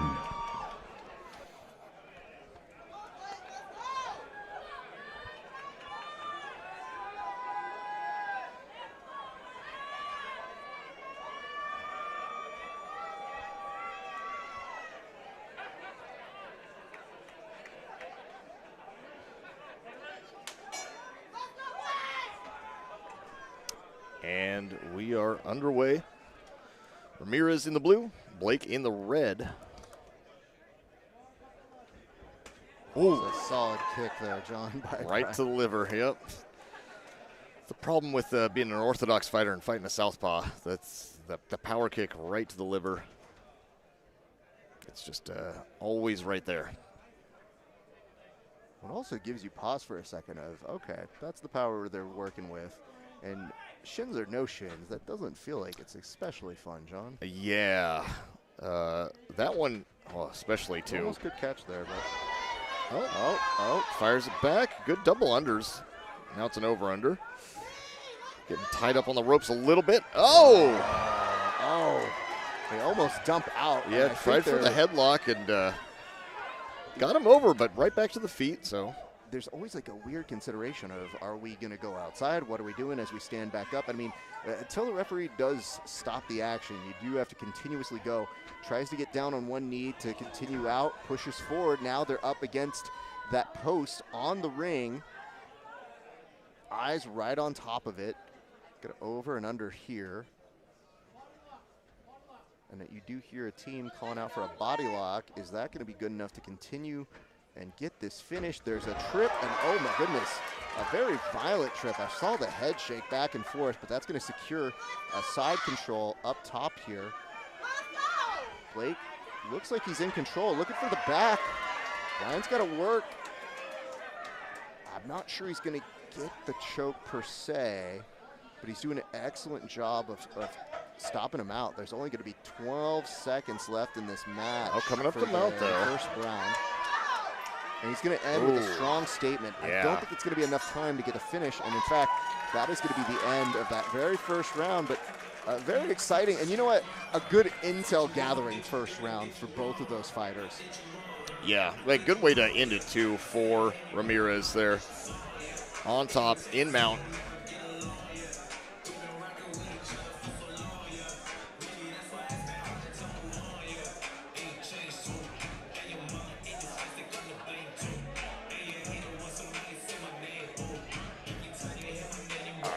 Well, we're about to go into round number 2 of what has already started to be a very good fight. You saw a little bit of some good back and forths here by both of those gentlemen. I think for Brian, he was a little close on giving up a little bit of the back or that mount position toward the end of that round, but it's very game, very calm, very composed. Blake, all solid all around. We're going to see how this goes. I mean, Blake, for his MMA debut, looking very solid tonight, joining us for the very first time, not only at SparStar, but inside of a ring or a cage.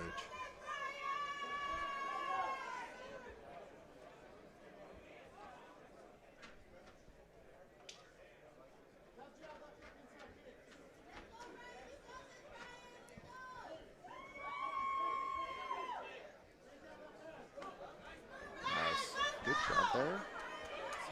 Back control on the waist. Got a spiral right and Tegaruma, nice! What an incredible Beautiful, takedown, John. beautiful mat return. And the great thing about that one too is it lands you right past their guard, right inside control. That was fantastic. That is the pass go and collect $200, John. Yeah, He's that's looking to take him out right now. And this is a big moment for Brian. Brian, who the last round was kind of in the reverse spot. Now getting a chance to show what he can get. Excellent control, didn't rush that one. He's got time to work here. And I think he's trying to dip him down a little bit. And Blake didn't quite take the bait. Good control over here. He's looking now for a guillotine. A tougher one to do, but not impossible, John. Yeah, I think he wanted lost the grip. Yeah, he wanted an anaconda. Oh, nice throw, beautiful. Goodness. Oh my God! Talk about a sacrifice throw. I'm going to sacrifice my own head to make sure you fly over me. That one is very spectacular looking and very effective. And he used the right hook, and he's they need to stop. Wait. Oh no, he's out. He's out. I mean, I thought we were ready to call that. I think he's out still. I think the lights are on, but nobody's home. Look at the way he's moving. They're probably going to stop this one. He's not moving properly. Now he might recover if they don't stop this one, and then could come back and fight. But I mean, he's inside of the guard. He's not taking any damage right now. Ooh, but look, he's going to be wobbly walking back. Yeah, look at him walking back. This is not. He's not all there, but he does have a minute to recover. He could bring it back. But that ref, here's the concern. The ref, they might take a good look at him and stop it. So really, in my opinion, we had a finishable moment there. That drop down was pretty drastic. Yeah. For an amateur fight, for a 0-0 or a 1-0, this is where you almost take the precaution of saying, hey, that looked a little dangerous there. We probably will do it. That was a little bit of a gift. Now the question is, you're looking at the corner, and what is the corner saying? Because to me, it's a grave concern, but the real question is, what are they going to do about it? I mean, I think some of the corners sometimes, and not to question anyone's corner, but especially if they're amateur, if your fighter's an amateur fighter, your job is really, your number one job is to protect your fighter and protect their career. So if there's even a question that maybe at an amateur level, if they're have a concussion and they're not there and not going to be able to protect themselves properly going forward, you got to end it. But they did have a whole round or a whole minute to let him recover and talk to him and see how he felt and gauge. They know their fighter better than anyone else. Or anybody who is watching this, of course. You know, I think we just express caution in the way of, listen, you don't want him to take any additional damage here, because if he gets hit, you don't know what kind of implications that has. Now, forcing the action up against that post, he's looking for the back here. I mean, he's a little stuck here just based on position, but this is still looking very promising for him. Yeah, even with the takedown, he didn't look fantastic to me. Like he was stepping in with his head really up high, but now it's starting to, maybe he cleared the cobwebs out because he's starting to look a little bit better. I like the he's got that Turk with his right leg on the inside, and that's there. Got rid of that, but it's just because Blake is working all the way up, and now he's on that, yes, single leg, wisely lets it go and then stands up with him. Now Blake's got double unders, so let's see if he can do anything. Oh, slips around to the back. That was just a technical error there. Should have put in a whizzer to stop this. Now down in 4 points, and this is, throwing those big looping shots. Yeah, I think, he was looking for a knee bar. Okay. Rolling knee bar, but being down, especially if you have any question. I feel like this may be where they stop. They're gonna stop this one. Well, nope. He is still moving. He is moving. It's actually, this is better for Ramirez here. Being in the bottom of half guard in an MMA fight when your consciousness is a little bit questionable, not the greatest place to be. Here, this is trouble now, but the round's going to end, so, oof. Wow. Well, this one's definitely exciting, Raph. Yes, I don't think that was ever in question.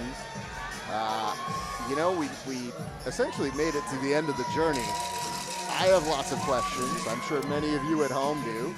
I think this is one of the wilder ones we've gotten to see together, just because it looked so incredibly finishable in so many different moments. But this crowd, I think, was willing folks back into life. There's a lot of party noisemakers. There's a lot of very intense people. I'm going to go inside and see who won this one, John. All right, Ref. Curious to see how this one scored, what they say about it. And yeah, you can look at the turnout for Ramirez.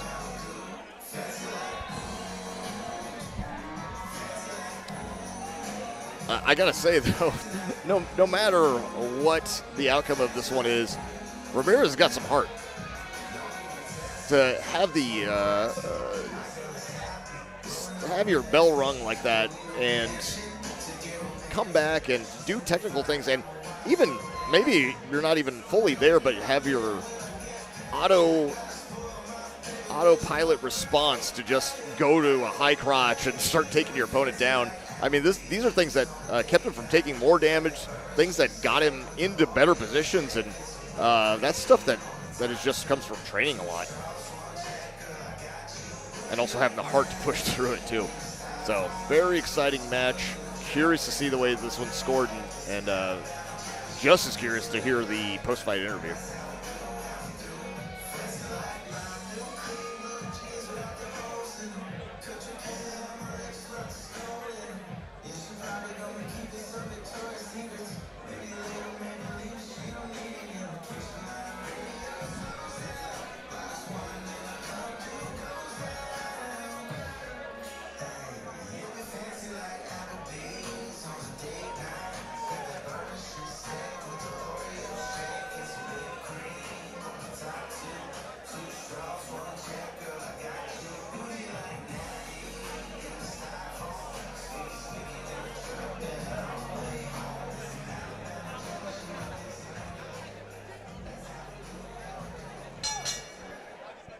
Ladies and gentlemen, after 3 rounds of action, once again, let's give both fighters a big round of applause. Ladies and gentlemen, after 3 rounds of action, we go to the scorecards. We have a split decision. Judge at ringside, Glenn Paulson scores the bout 29-28 in favor of Ramirez. Judge at ringside, Vladimir Matyoshenko scores the bout 30-27 in favor of Bernard. And judge at ringside, Maximilian Demian scores the bout 29-28 in favor of our winner by split decision. He is still undefeated, the blue corner, Bernard Ramirez.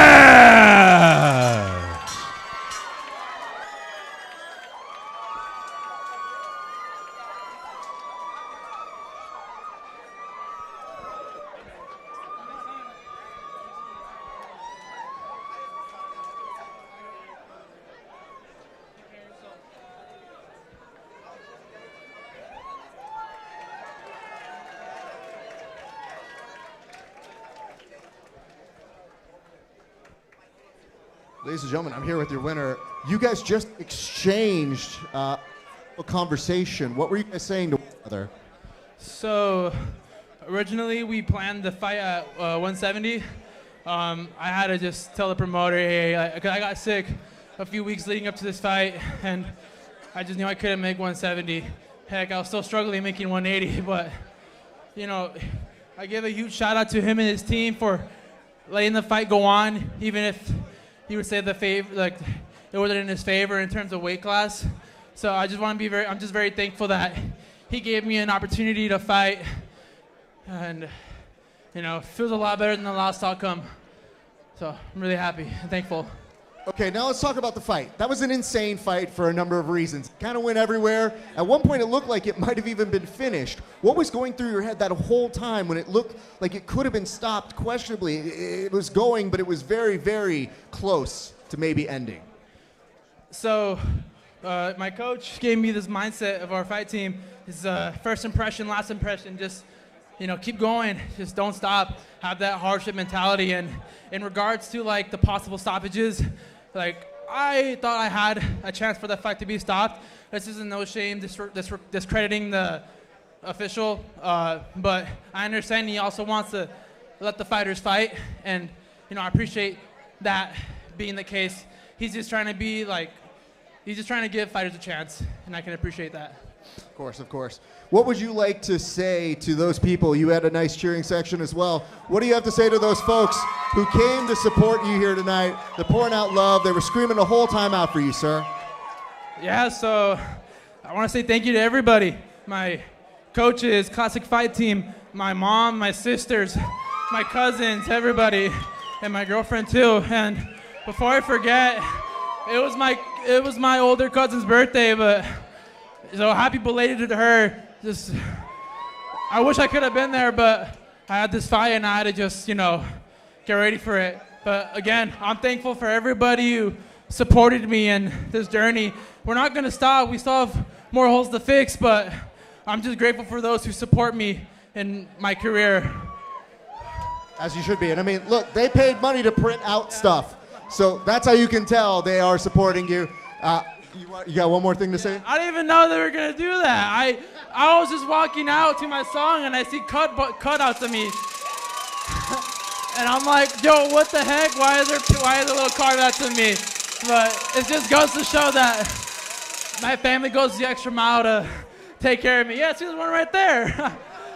So, you know, it just shows how much they support me and how much they want me to keep going in this journey. I got a feeling it's not going to be the only time. Why don't you go celebrate with your friends and family? Well done out there. Excellent display. Ladies and gentlemen. Oh, go ahead. Go. I want to say thank you to the promoters and SparStar for this event. Honestly, it's only my second fight, but it's still such a surreal experience. And, you know, I'm thankful for the promoters and whoever else that's involved in this, because this is pretty amazing. Well, you gave him a hell of a fight, so you go and enjoy yourself, my man. Ladies and gentlemen, give it on up for your winner, Brian Ramirez.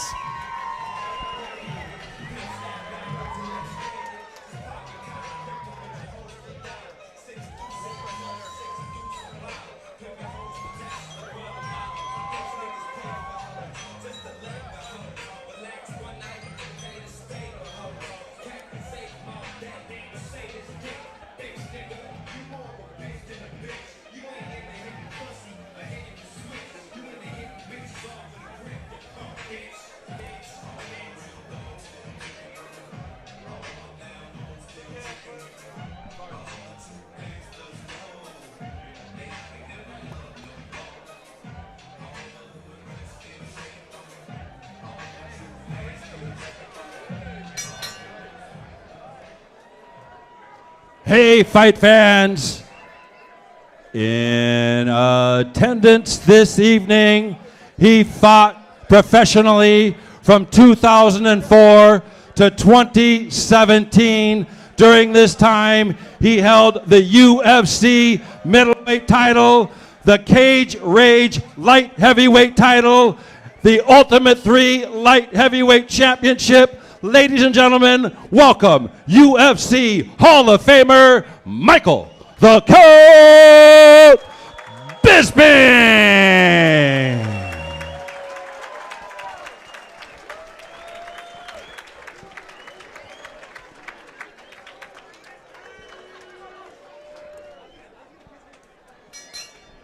All right, fight fans, here we go. Now entering the ring, 3 rounds of mixed martial arts in the heavyweight division. Entering the ring first, fighting out of the blue corner, please welcome Che Acevedo.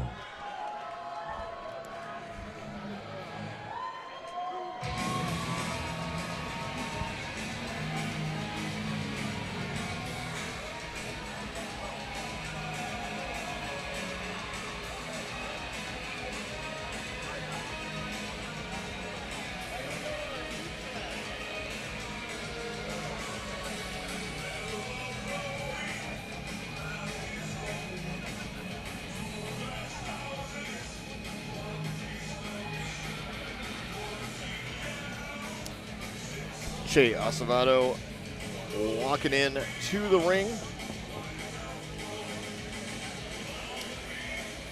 This will be his debut fighting out of Jedi MMA.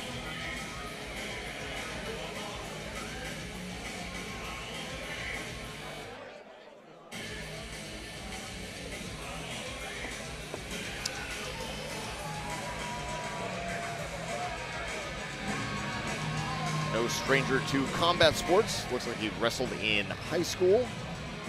Trains judo and is also a blue belt in jiu-jitsu. And now entering the ring, fighting out of the red corner, please welcome Callum Bisping.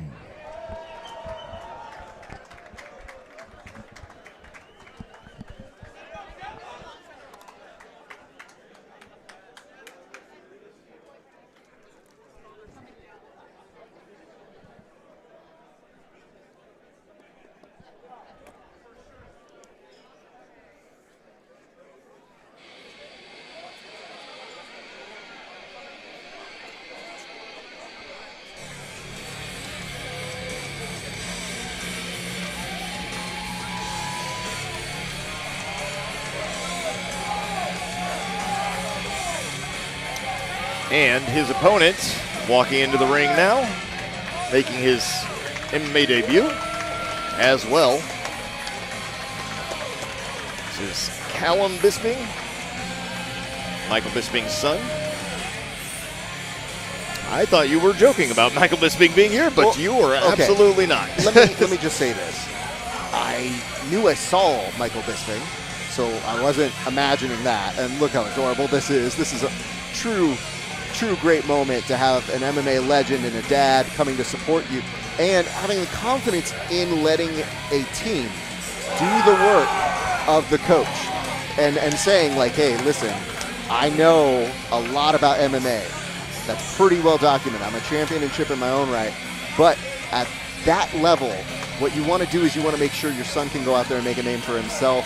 And that's a true testament to this family and their love of martial arts. So making his debut. Now, what I didn't know, because when I was doing my research, he was billed as Callum Galen. Yes, yeah, it did not say anything about Bisping. So. And you know what? With good reason. Yes. I understand that in post-haste, one might say. But having said that, this is a very interesting thing if you're Che on the other side. Che Acevedo is probably looking around, and I don't know if he knew. He probably was told at some point. But that definitely is an interesting thing to go up against already a very good team in the Den. And I mean, listen, look how packed this is. These gentlemen from the Den are currently in the middle of our viewpoints, and I'll talk to a few of our friends here. All right, fight fans, here we go. SparStar Promotions in association with Soca Fights is proud to present the rerounds of mixed martial arts in the heavyweight division. Once again, our referee in charge of this bout, Nash. And now, introducing to you first, on my right, fighting out of the blue corner, he is wearing red trunks. He is training out of Jedi MMA Jiu-Jitsu, Irwindale, California. He weighed in 253 pounds. Tonight, he is making his debut. Ladies and gentlemen, introducing Che Acevedo.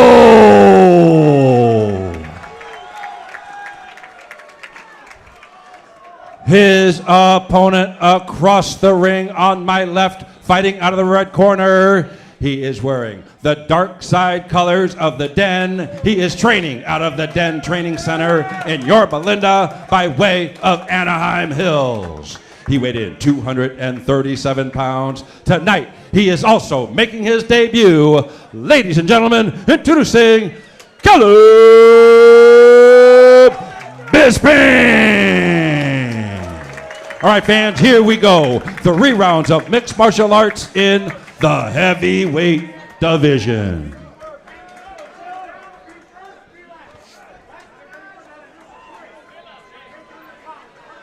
Well, 2 people making their debut in MMA, and if there was ever a endorsement for an MMA team, it's if your dad is Michael Bisping and you send him off to the Den Training Center. They are very capable and also very familiar faces here at SparStar. Yes. They have fighters on literally every single card. Going for the Polish.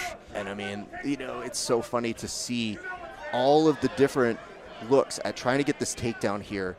You get a sense of him being very clear. This is part of the strategy. We want to try to utilize our size, get them to a corner, and then start working from here. And I mean, it's trying to neutralize Che, who fights his way out of there.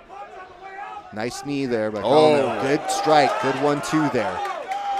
Yeah, caught Che with his head up. Going for an Iranian. He still got it. He could still shoot his head underneath and lift or move to the side. Yep, and he's going to the side, going for the double. Finds it right there. Gets his takedown. A huge amount of applause here from the boys from the Den, cheering him on outside of the ring. A beautiful pass, and now straight into mount. He's got time to work, and there's a little bit of elbow, a high arm protecting Che just for a second, but that's going to open up. That might be a rear naked choke. It's a little off at the time, but he has plenty of time to flat him out. There's still 50 seconds to work from this position, John. Yeah, this is, he's doing an awesome job. I love the way he moved right into mount immediately. He's got him out here. Doesn't have hooks in, but he's got him flattened out, and he was covering up, so. And Che's just not necessarily, I mean, I was just about to say, he wasn't improving position, but he did find his way back on up, and good Lord, the audience might, a nice head kick that he just eats, and now returns with fire there. Now he has a pass guard, essentially, John. I mean, that knee's up, but it's just faintly there. The interesting thing to note is there's only 18 seconds left. So if Callum can hang on, I think we will see a very interesting second round, but it was a good back and forth to begin this very first round of action. Well, if Che didn't know he was in an MMA fight before this, he certainly knows now, because getting kicked in the head and able to keep his wits about him, catch that leg, and then get the takedown from it to end that round. Super exciting stuff, and both these guys were doing great, too. And you're noticing now Michael Bisping is going over to give his son a couple notes. This is the part of being a dad. It's so relatable, too, if you are watching at home and you have a son. You have to look at this and think, like, if you know something, you want to help your son, you want to do that. And what we've seen from him is a great commitment to wrestling. And him finding his way, he got the takedown initially. He signposted like he was going to go in, he was going to shoot in multiple times, and he found it. Now the real question is the adjustments. And if you've got anybody like Michael Bisping, who was noted for his heart, his ability to find and make things happen in the toughest of fight situations, that's a pretty good person to have giving you some advice. Yeah, I'll say. So we go to the second round now, John. Yeah, Che knows what he's doing out there too, because he was definitely making some tactical responses to what was being thrown at him. Man. Bisping immediately lowers the level. Oh, nice, very nice. Credit to that woman who's got the camera, that man who's got the camera. He's sticking to it. That man is making sure to get the angle there. He did not at all falter. They're going to replicate the position. Yeah, which shouldn't be too bad. No, I think this is good. We start back in this position. Now, he's got the underhook here. That's not necessarily what you want if you're on bottom, John. Yeah, the wrong underhook, right? So this one, now he's about to you get have the sense that mount three-quarter is mount. Close. Yep. Yeah, and for MMA, three-quarter mount, just as good. You're okay to work from there. Yes. Now he can. His base looks a little compromised to that side. Yep. There and Che tries to take advantage. Gives up his back. Callum gets spotted flattened. that out nicely. And this could be it, John. chokes in. If he hand fights, though, if he keeps hand fighting, he should be able to be safe. He needs to he's turn got so now. much time now to hide that hand. I think it is looking pretty close to getting a finish. He's fighting it, but he's not really getting out of the position. He's still maintaining that position with top control, and our referee's right on top of it. Now you're seeing Che breathe hard. The real question is, can you survive this for 36 more seconds? And I think that Kellum just is not quite under the chin perfectly, but now he's maybe switching now to start with the strikes, but that's a beautiful amount of control. Yeah, the hand fight there, if you can get to the gloves before he can lock up a full rear naked, it actually can be difficult to finish, and Che did an excellent job defending. Did not do an excellent job of getting out of the position, though, so this is where it's just buying him time so far. If he can get out, now he can start to mount his offense back, but until that happens, he's just defending. So far, at least solidly losing this round. I mean, we're talking a very small amount of adjustment here to finish that rear naked choke. But if anything, the amount of control time, the ride time that he had, very impressive.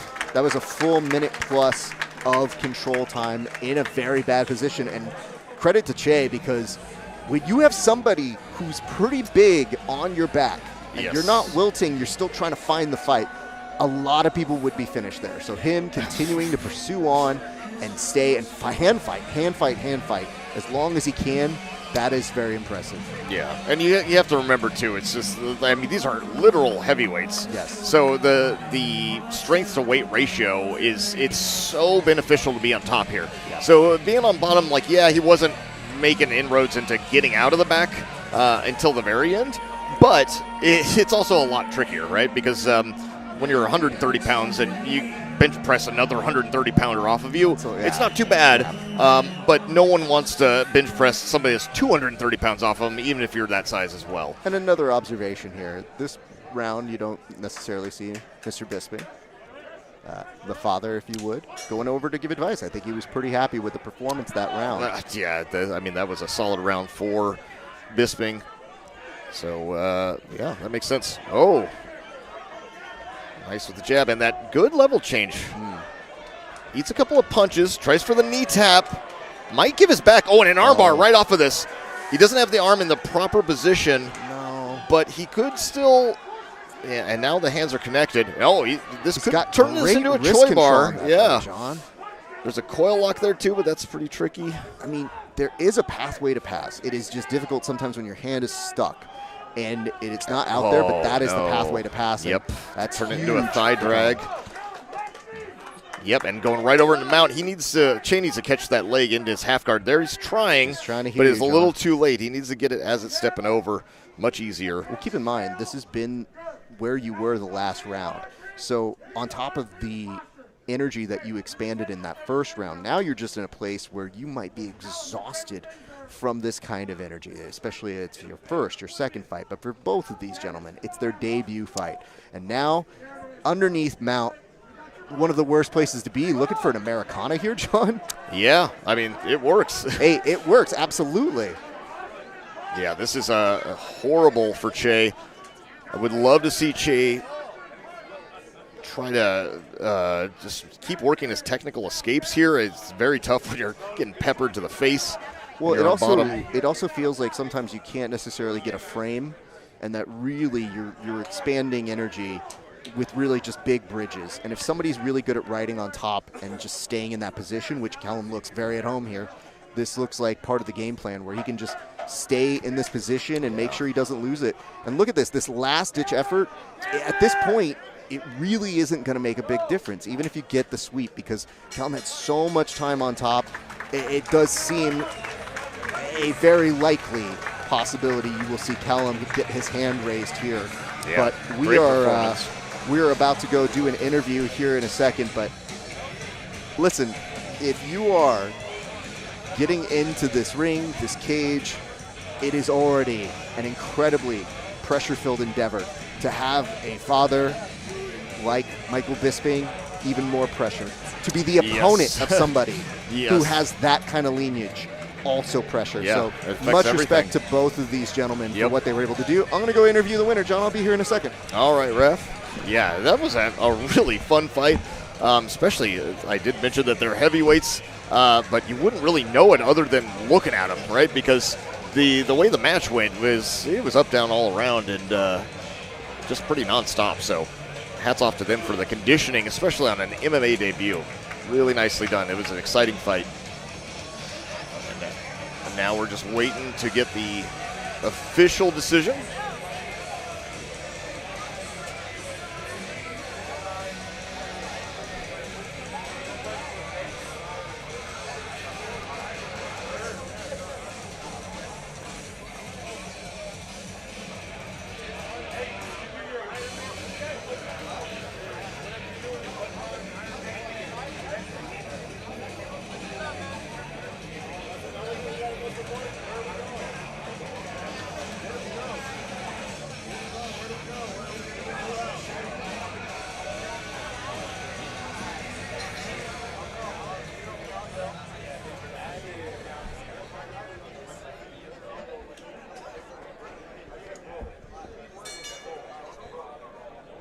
Ladies and gentlemen, after 3 rounds of action, we go to our scorecards. We have our decision. All 3 judges ringside scored the bout 30-27 in favor of our winner by unanimous decision, the red corner, Callum Bisping.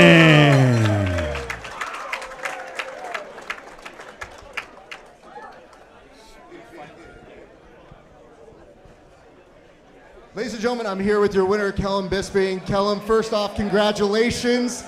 Your first win, a storied family, but you made it on your own. What does it feel like today for you, sir? It feels amazing. I'm just so grateful to have the support system that I do.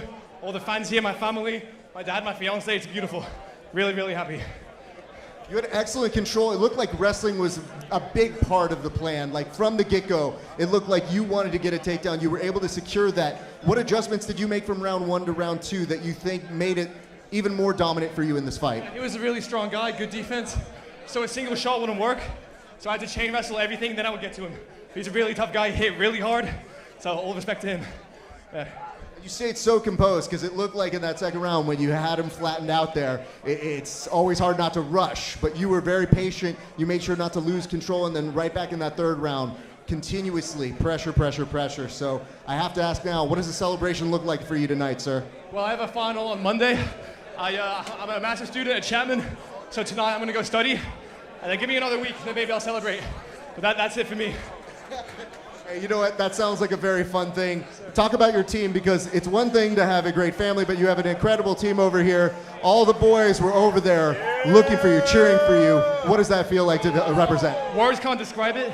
The amount of energy in the back really blew me away. It's truly a second family. I'm so grateful for everybody. I love all of them. Very grateful. Do you think this is something you're going to continue to do? Do you feel like you're going to do another fight? What is next for you, sir? Obviously a final, but what is next for you? Well, passing business 604 is next. But we'll see. I'm not going to say anything right now. We'll go home and celebrate, talk to my coach, and go from there. That sounds good. Why don't you go home, get to studying. Ladies and gentlemen, give it up to your winner, Callum Bisping.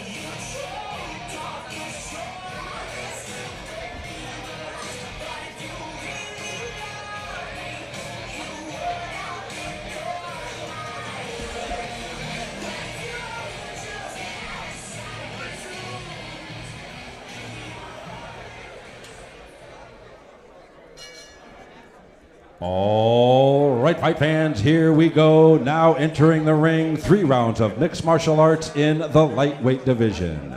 Entering the ring first, fighting out of the blue corner, please welcome Shawnee Buss.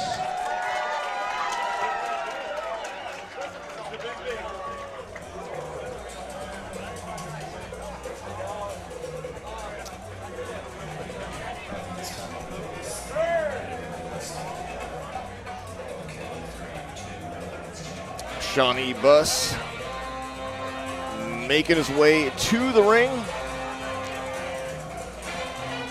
Shawnee had a great interview with Rafa Esparza, our very own commentator,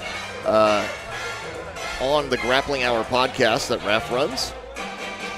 And the amazing thing about Raf is that he'll go out and he'll train with these fighters, and he'll either go to their gym or have them come to a gym that Raf teaches at, and then he'll train with them, and then he'll interview them, and it gives you like such an amazing insight into how these fighters prep for these fights and what their mental state is, and it's that's just something that you just don't really get anywhere other than the Grappling Hour podcast. So definitely recommend you check that out. It's on YouTube. It's on all the things at Grappling Hour, but YouTube is for the videos, and they're fantastic. And now, entering the ring, fighting out of the red corner, please welcome Brian Zavada.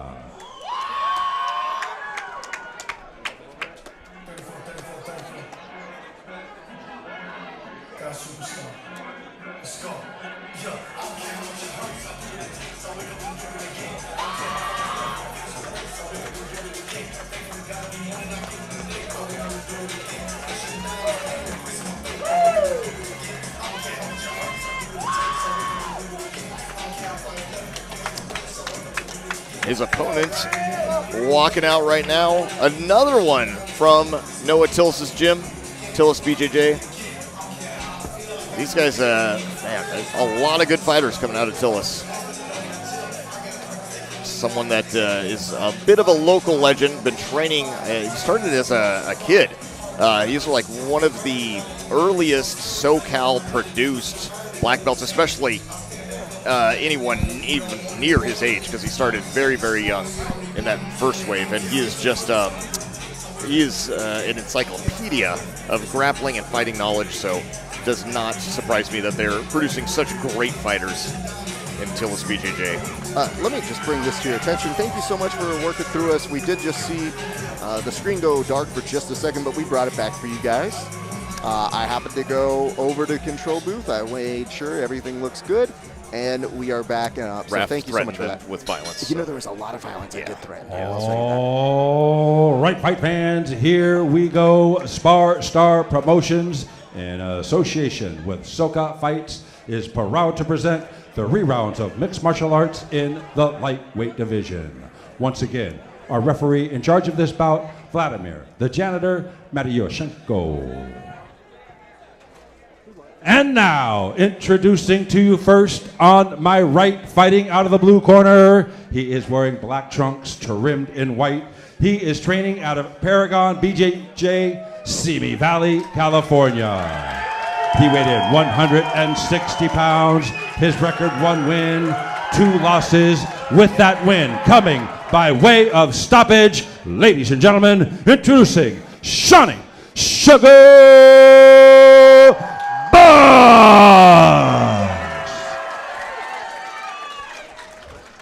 His opponent across the ring on my left, fighting out of the red corner. He is wearing red and black trunks. He is training out of Tillis BJJ in Whittier by way of Mexicali, Baja California. He weighed in 160 pounds. His record, 1 win with no losses. Ladies and gentlemen, introducing Brian Zavada. All right, fans, here we go. The rerounds of mixed martial arts in the lightweight division. All right, folks. So happy to have you here. Just as a reminder, if you've never seen a Shawnee Bus fight, you should really get excited. Yeah. Always return on your investment. At the same point, we're very happy Brian Zavada is going to be his partner, and already off to the races, a dart takedown, and he gets it. Now they're just kind of tangled up in the ropes, and this is the difference between fighting in a cage and inside of a ring. At this point, you are looking at Brian looking to make this very quick to get into a mount position. Shawnee is a little bit of a highlight machine, but he's got a lot of pressure to handle right now, and if he's not careful, there is that lockdown that's making a little bit of space. The real question is, can he make underhooks and can he get any kind of movement up top? And it is helping Brian. That is helping Shawnee a little bit. Yeah, we might see an electric chair sweep here. There is an underhook. I do like that. That's a very good start. It does help to deter Brian, but the difference is Brian's dead set on getting this mount and has really found his way, trying to hit the strikes up, but Shawnee is somebody so tall like this bendy. and flexible, and there's a full Boston Crab attempt here, or there's one available. Definitely was available there, but guess what? Brian was able to punch his way through that attempt. Yes. And now those strikes look heavy. Shawnee's got to be very careful in this position because they could always have just reason to stop it if he's covered up for this long. And those shots look heavy by Brian up top. They are heavy. Shawnee is moving with some of them. Some of them I can't tell from the camera angle, but he's at least not eating the full force of all of them so far. Still throwing up the legs. But look, as he throws up the legs, he is trying to throw them up as threats. A lot of people, when they throw that, they don't have anything to it. Brian doing an excellent job of staying very, very still and making sure he's not going to get bucked off. I think he is signposting to me like he wants to use this underhook and maybe go to a head and arm choke. He was kind of signposting that a little bit earlier, but he'll settle for just a very solid mount because we saw what he was able to do in that mount position with his strikes.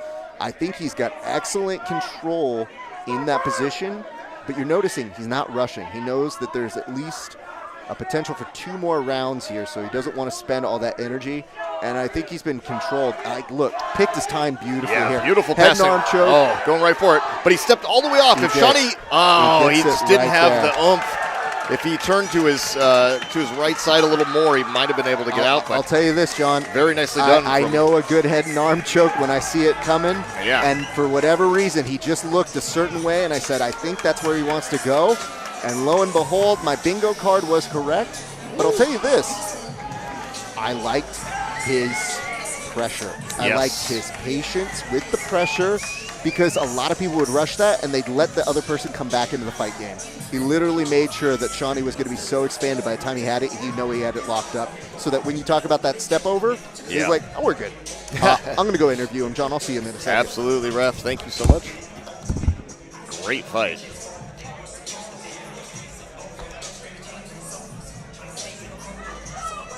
Another victory from the Tillis BJJ camp. These guys are doing big things over there.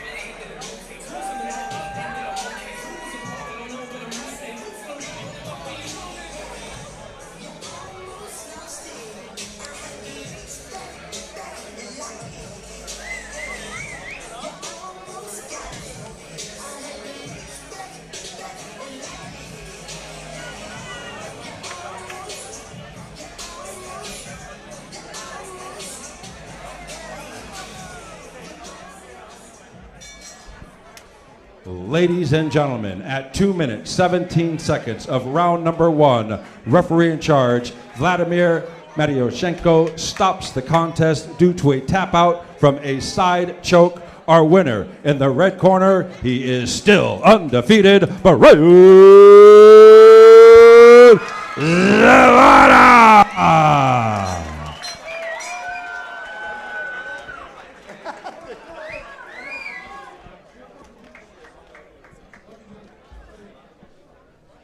Ladies and gentlemen, I'm here with your winner, Brian. How are you feeling, man? I mean, you were doing some extra work here. It looked like you got it done so quickly. You were still shadow boxing over on the side. I want to do a little workout, you know, get some sweat in there. But shout out to Shawnee, man. He's as game as they come. Mad respect to him. He's an amazing fighter. I did my research. We stuck to the plan, and you know, to God be all the glory that I got the result that we got today. So I'm just grateful, man. I'm grateful, and you know, last time we spoke, I was very jittery, and I was able to maintain my composure, do what I was due, you know, listen to my coaches, and like I said, first and foremost, I want to thank my Lord and Savior Jesus Christ, because without him, I wouldn't be where I am today. And you know, 2 years ago, I was sleeping in my car, man, and you know, I was dead broke. And you know, I gotta tell you, this dream kind of seemed far-fetched, but you know, you put your faith in God, you put your faith in something higher than you, and you persevere, no matter where you're at in life. Just keep trusting, keep believing in yourself, and things will fall in place. I truly believe this. I love you all. Thank you so much. Yeah. I was going to say, well, hold on. I do want to say, before we get you on out of here, I just want to compliment the technique, because there, when you were in that position, you didn't rush. You went to a great mount. You didn't look like you were going to go into that head and arm just yet. You cooked them a little bit there, and that's what I think assured you the win. Is that something you've been working on with your team? Yeah, I think in my first fight, I was in a similar position, and I had the underhook on the opposite side. So this time around, you know, I had to do the adjustments. Shout out to Shawnee, his ground game. I knew he's great at transitioning. And as soon as I saw that leg threaten, I knew like it was either going to be deep or it had to interrupt because I was going to get submitted. Like again, it's testament to Shawnee. Shawnee's a hell of a fighter, and you know, this is just the beginning for him as well. So thank you everyone for coming out here, man. It's just a dream come true, and I appreciate every single one of you guys. Thank you. Well, we appreciate you, sir. Why don't you get on out of here, enjoy your night. Big congratulations to you. Ladies and gentlemen, give it up. Brian Zebal.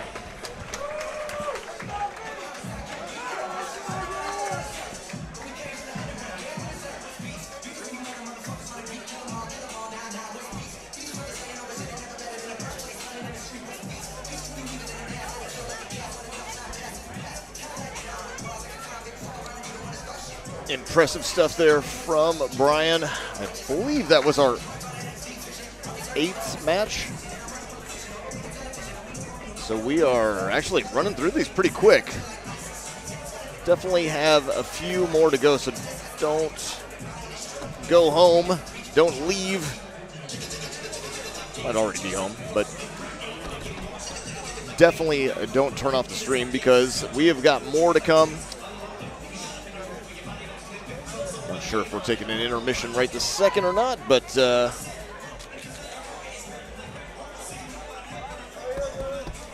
it is likely due to the fact that we have gone through so many fights so quickly. But we'll keep you posted. If you want to get a snack, something to drink, now might not be a bad time. If you're worried about it, though, you can just always wait until we have an official word. Either way, great night of fights. Some big surprises, too. Seeing Bisping's son fight on the card. And we weren't even aware of that. At least the commentary team. I'm sure the promoters knew it was happening, but very exciting. Any Shawnee Bus fight is going to be exciting. Win, lose, or draw. And his opponent was exceptionally good. Would you like to hear a funny story, John? Yes, I would, Brad.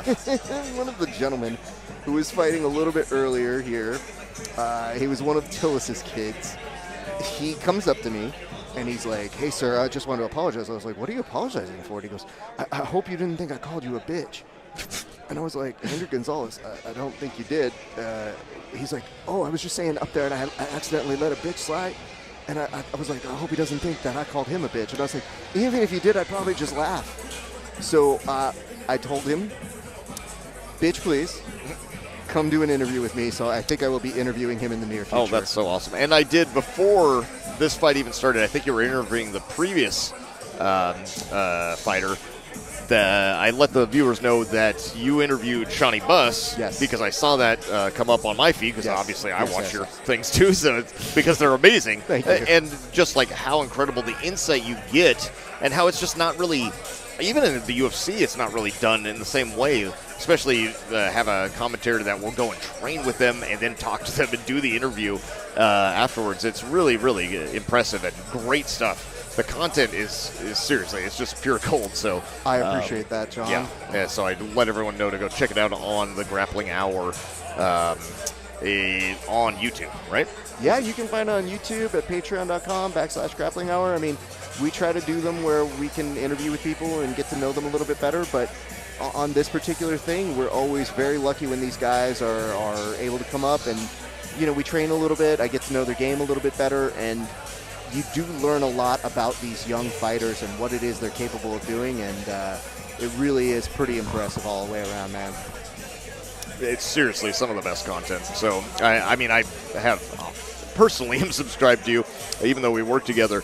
And when I see those come up on my YouTube recommendation list or the what's new list, I immediately click on them so I can see who the fighters are that we're going to be watching probably in the next SparStar and what their backstory is if I don't know a ton about them yet or you haven't done another interview with them. So super cool stuff, and that stuff is no, it's like genuinely like really amazing content that I think is doesn't get the recognition. I mean, the people out there that know, they know, and it's ladies and gentlemen, may I have your attention, please? Thank you, sir. Due to some technical difficulties with a fighter in the back, we are going to take a brief intermission. Should only be about 3 or 4 minutes, but just to let you guys know what's going on. If you need the restroom or grab yourself a drink, do it now, but be back because we got plenty more action coming your way. Well, I guess that will let you guys know the update as well. We're going to take a short little intermission. We will be right back. Don't go anywhere, you guys. And if you're watching at the bar, there's just more excuse to go up and order another drink at the bar. But in the meantime, your friends here, Raph Esparza, John Evans, we're going to make the most of our time, and we thank you very much for joining us. We'll be right back after this brief intermission.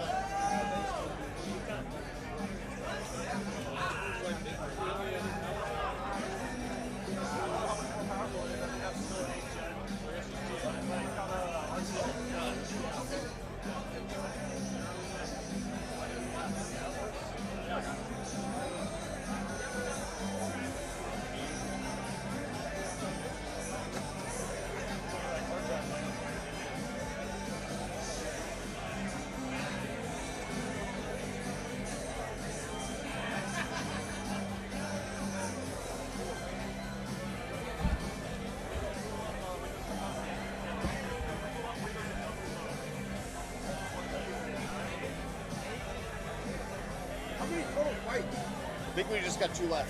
2 left? Yeah.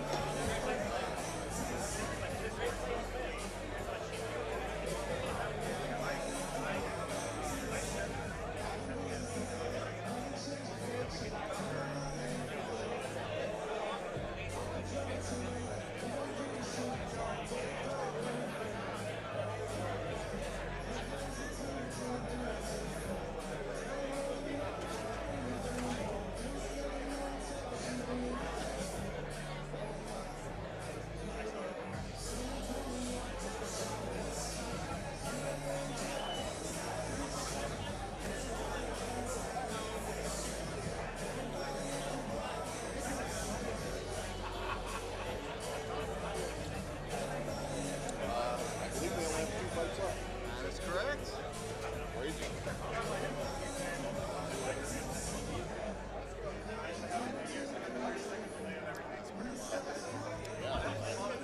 of their like signature fights. Oh, they lost 2? Well, no, it's like signature fights. They did it for this round. Oh, because that was the one that. Yeah. David Robbins and Kyle Pierce.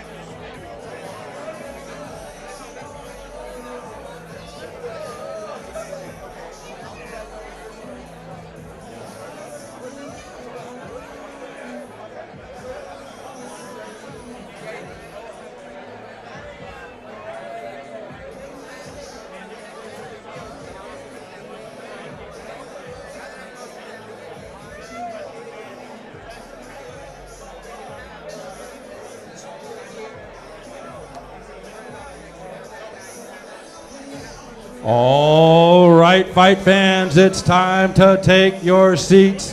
The fights are about to resume.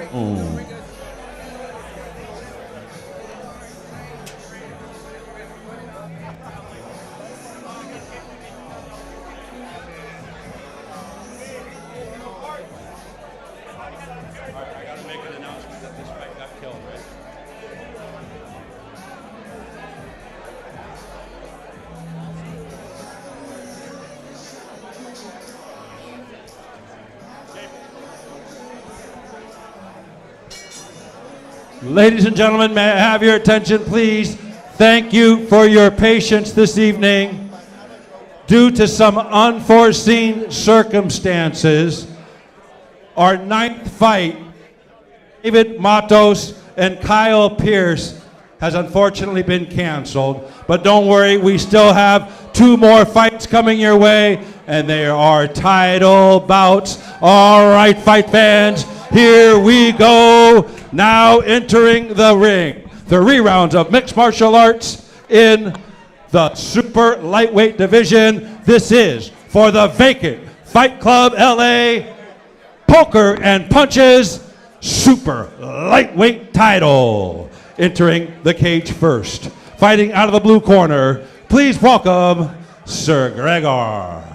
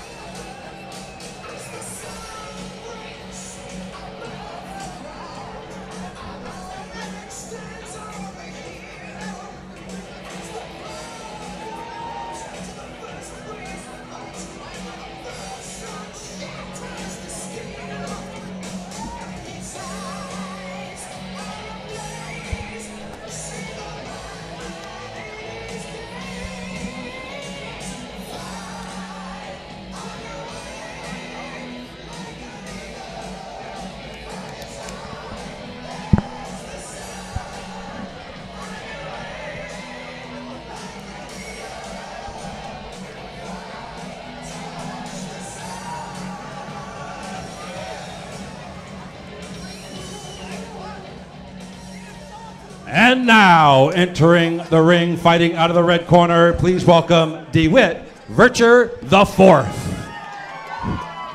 Yes, some unfortunate news. We just obviously heard the 9th fight with, I believe it was supposed to be Kyle Pierce and David Matos, unfortunately canceled for tonight. I'm sure we'll hear more about that in the coming days, but for right now, we do have a very fun fight for you in Sir Gregor himself versus DeWitt Vircher the Fourth. Now, this is interesting. Gregor's got a 4-6 record. That dude has been around. He has some exciting AF fights, and he always looks different, so I almost don't even recognize him in there right now. But then you've got with DeWitt Vircher, I think he's looking to make his debut. It's a little dramatic because we haven't seen him walk out yet. Got to pause for effect, you know? I mean, it definitely is effective.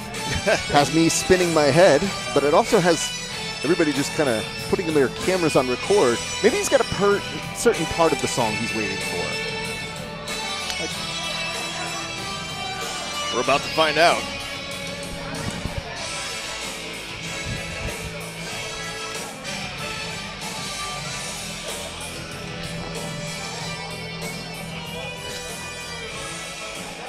If he is literally waiting for a specific spot in his walkout song, that is incredible.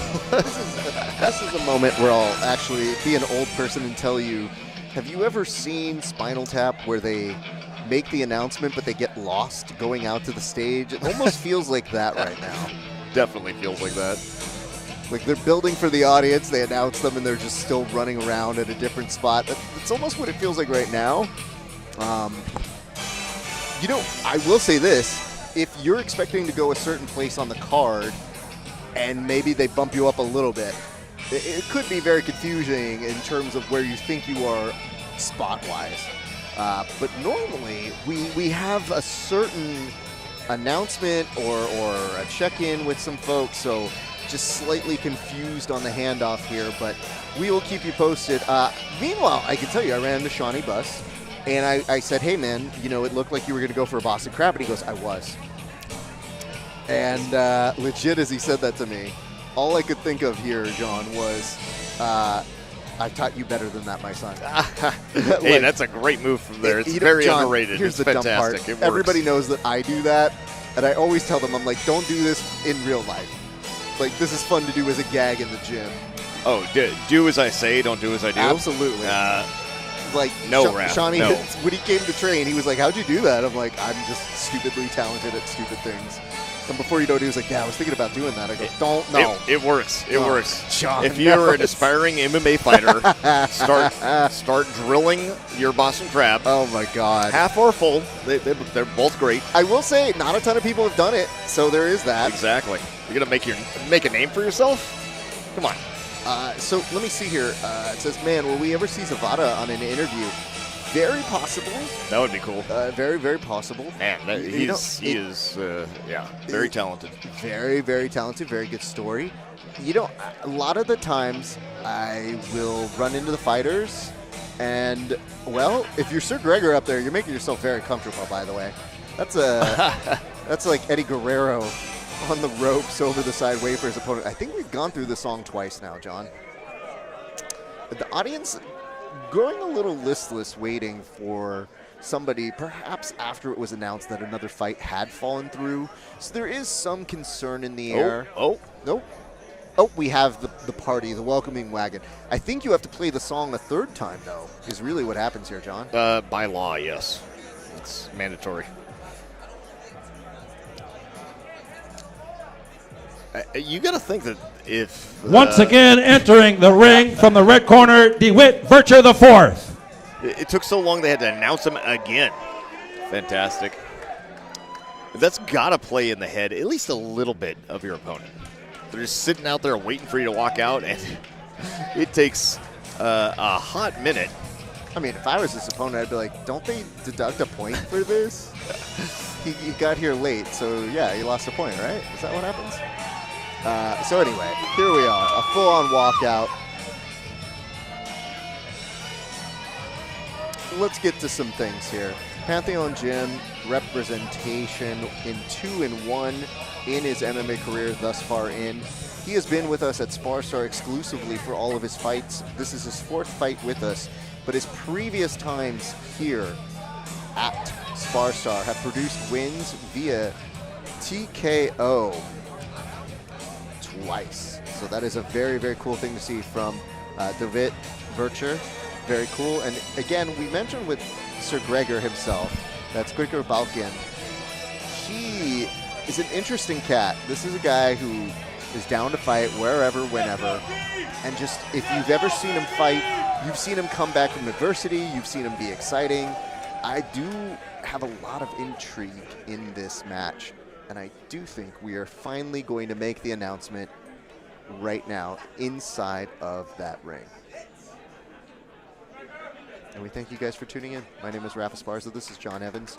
You are joining us here for a wonderful fight night out. All right, fight fans, here we go. SparStar Promotions, in association with Soca Fights, is proud to present the rerounds of mixed martial arts for the vacant Fight Club LA Poker and Punches Super Lightweight Championship. Once again, our referee in charge of this bout, Eric Bean.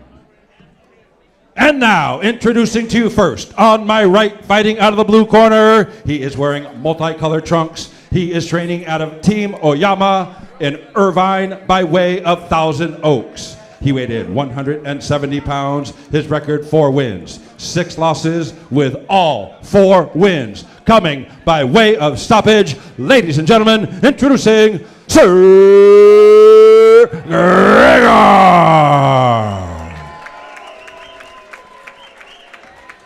His opponent across the ring, fighting out of the red corner. He is wearing black trunks. He is training out of Pantheon Gym in Newport Beach by way of Huntington Beach.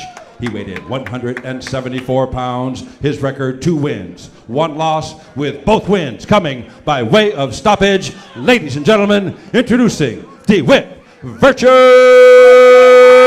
the Fourth. All right, fans, once again, our referee in charge, Eric Beam, to give final instructions. All right, fighters, we went over the rules out back. Protect yourselves at all times, obey my commands at all times. If you're going to touch gloves, do it now, and then go back to your corners. Thank you. Let's go, team! All right, friends, here we go. Just to let you know and remind you, you have Sir Gregor in the blue, and you have DeWitt Virtue over in the red corner. This is for the vacant title. Very nice.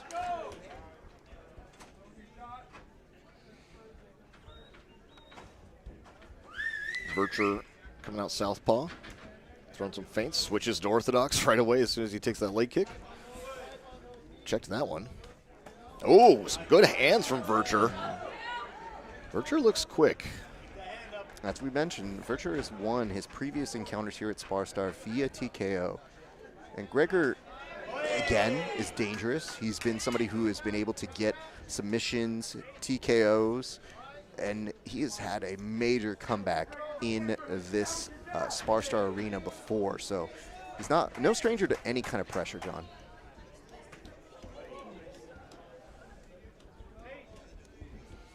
Virtue keeps switching stances, too. He's going back and forth from southpaw to orthodox. He looks like he's had some success at orthodox, but I'm not sure if he's looking for something real specific when he goes to southpaw.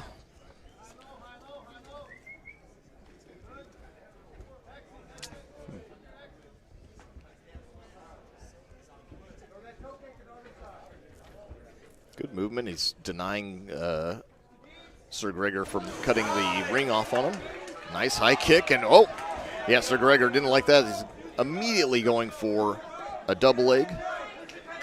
I mean, this is very much in the realm of why this is a good fight. You've been watching the vid the whole time, you know, just really picking and choosing his shots, being very selective on where he goes. And then you have the agent of chaos, Sir Gregor, who reads that, says, let me go in and close in the distance so that you can't necessarily pick your shots as much as you want. Now I'm putting the pressure on you, utilizing those ropes to my advantage, and really taking out a lot of the offense. Oh. It was going to be a sacrifice throw, and unfortunately he did sacrifice position there, but Virtue has no interest in trying to play a passing game. He's like, let's stand back up. Yep. Oh, oof. This is the problem if you stand up, though. But he might be close on a takedown here. It is so much trickier with the boxing ring. Yeah. Oh. They've been Ow. tripped up. Uh-oh. Ow. Uh-oh. Yeah, time. Ow. I'm stucky. This is, really? Wow, this is an unusual one. You don't see the glove getting caught in the ropes like this that often. Shout out to our camera crew. And don't boo that, people. Nobody did this to him on purpose. That's an unusual. This isn't an Eddie Guerrero trick. Like, it literally got stuck there by accident. Yeah. And we continue to press on. Here we go. And now inside control. He's got the near side underhook, or he's got a body lock, I believe. Yep, gets put back into a mock half guard. It's just the knee, so it's, now he goes full in. Yep, and he rolls with it. Oh, my goodness. Now, that's an interesting thing with the cage. Yeah, it's literally like it becomes just a sweep, but that is a very aggressive way to catch someone's arm, and it does look like Sir Gregor's ear is bleeding. So now they're going to reset the position. Now, the real key is, does he have the grip? I guess not. I think they're just playing it from that top side. Sir Gregor, wow. Okay, so Vircher didn't. Oh, look at that. Okay. Vircher, luckily for Sir Gregor, Vircher did not see that he had the reverse underhook from north-south there. Yeah. Because Sir Gregor just left his arm dangling, and there's a lot of really good attacks that can come off of that, and it's a good control, too. Let's be honest, John. When you're in that position and you only have a second left to go, getting a finish is not impossible, but not very possible. So it is very difficult in that short amount of time. Even if you did have the grip, by the time you literally can start to use it as an attack, they go, all right, the round's done. Yeah, so, not a ton of time to work for sure. No, but they press on, and a very solid round here. And it is kind of what I thought this match would be, which is part tense, part unexpected, and really just margins are where you're going to find the winner in it. So 1 round in the books, 2 more to go. Vircher, Sir Gregor, putting a canvas of violence for you in front of your television screens or in front of you here in person. And the ear is still bleeding there for Sir Gregor. Actually, both ears, it looks like. Good Lord. Oh, no. That is a very solid knockdown. And look, Vircher has no interest. I don't want to pass your guard. I want you to stand back up so I can get a TKO finish. Yeah, if I think can. that is smart from Vircher. Yep. He's been looking great on the feet. And it's just caused Sir Gregor to close the distance and try to wrestle him down every single time. And it's difficult because sometimes if you close the distance, good that was left, a nice though. tag there by Sir Gregor, though. Yep, and a good right as well. Oh, he's hit him a couple of times. Yep. This is a good short right, too, as they close. Be careful what you wish for, John. Yeah, Gregor now starting to turn it up. Oh, he connected with the right there, too. Here, John. Both of them are connecting. This is very nice. And this is a big opportunity. Like, Gregor's kind of bullying him around in terms of the pressure right now. Good block on that high kick. Oh, it's just clean. I love the kick there, but good return. Oh, nice left. Beautiful jab, yes. He's throwing these kind of like slower looping shots, and they're more unassuming, but they are finding a home. Yeah, and they are affecting Vircher. So they're slowing down his output as well. And his body, his whole demeanor changes. And look at the chase. Oh, wow. This is quite a turn of events here. You're probably going to look to arm drag and move to the back. Now goes to a tie plum.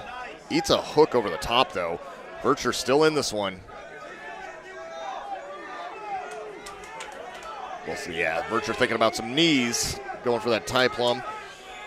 Nice to the body, but I think the biggest problem is that Vircher started to wane a bit as to where when his cardio is in good shape in that first round, everything was snappy and he was popping the punches, and now he's more pushing them, and it's a lot tougher. And Sir Gregor's kind of maintained the same pace, so he's now pulling ahead and looking a lot better. I mean, it's a lot to be said on what you can do with a good jab and how you continuously stay on it. Coach Wes over there making sure they don't fall out. Coach Wes, obviously a coach for Balkan. And now we're looking to see what kind of jiu-jitsu Sir Gregor has. I thought maybe he was going to drag him down from here, but maybe going for a broomstick style body lock takedown to the front. Good Lord, John, you're such a nerd. Yeah. He's just trying to drag him down. Like, you literally are telling people bed knobs and broomsticks takedown that he's got. It's the bed knobs and broomsticks takedown. It's fantastic. Oh, nice. I like this from Sir Gregor, the confidence to break the clinch and to throw punches at the end when he was definitely not getting the best of the standing game in the first round. That's a huge shift at the end of this one. It's close. If you were thinking that first round might have gone for Vircher, then you potentially have a 1-1 split. But momentum being what it is, Sir Gregor looking very sharp right now. And the thing I like about his impact, there's not a ton of energy he's expanding. So you get the sense that he's got a good pace that he can do for another round just like that. For Vircher, it's going to be a lot more labored, and that doesn't mean he doesn't have it in him, but compared to, as you mentioned so aptly, John, the cleanness of his kicks, the crispness of it, that looked like a very complete fighter. Here we go, the third and final round. Now, you feel if you are Sir Gregor, like you might be able to win this on the feet. Yeah, I mean, I would definitely be a little cautious in the first 30 seconds of this round, but depending on what he gets from Vircher, he might just throw caution on the wind and go out there and just try to win the stand-up game here. Yeah. And I think he might have a good shot. And it's a good sign because Vircher's throwing some like push front kicks here. Wants to keep Sir Gregor away because he's tired, this what I would assume. Could be playing possum though. Never know. Just there's a few ways that he slides out that does not lead me to believe that I think he's just tired. that he is as crisp as he was the first round. And yeah, again, he looked so good in the first round. If anybody fights, they know good reaction time. Ooh, nice body lock. But again, this is very much in the realm of where you want to be if you're Sir Gregor. I actually think this is really smart too, because not only does it help your striking, because now they have to worry about the shot as well, but you ask any striker that comes to MMA, you throw just like a 1% of grappling into the mix, and all of a sudden it gets much more exhausting. Yes. So if Vircher was already tired, this is going to just make things a lot worse. And here, with head and arm control from half guard, see if he's going to look to pass or just hold him down and try to tee off. Oh, he goes for the pass. He gets right into mount. Nice. Oh, very nicely done from Sir Gregor. I mean, this is a good place to be for the last half of this third round. You do see even the way that Vircher is trying to buck him off, that's just energy expanded. And if you have an opponent that you think you are beating on the cardio side and they're just having to expand this last burst of energy, you feel pretty good about your odds of potentially winning the fight. Yeah, I mean, I'm not sure exactly how much time is left. I would assume not a ton. No. I would love to see Sir Gregor try to posture up, and it looks like he's looking for a head and arm choke, though. He wants to finish this with submission, but I don't know if he's got enough time to do it.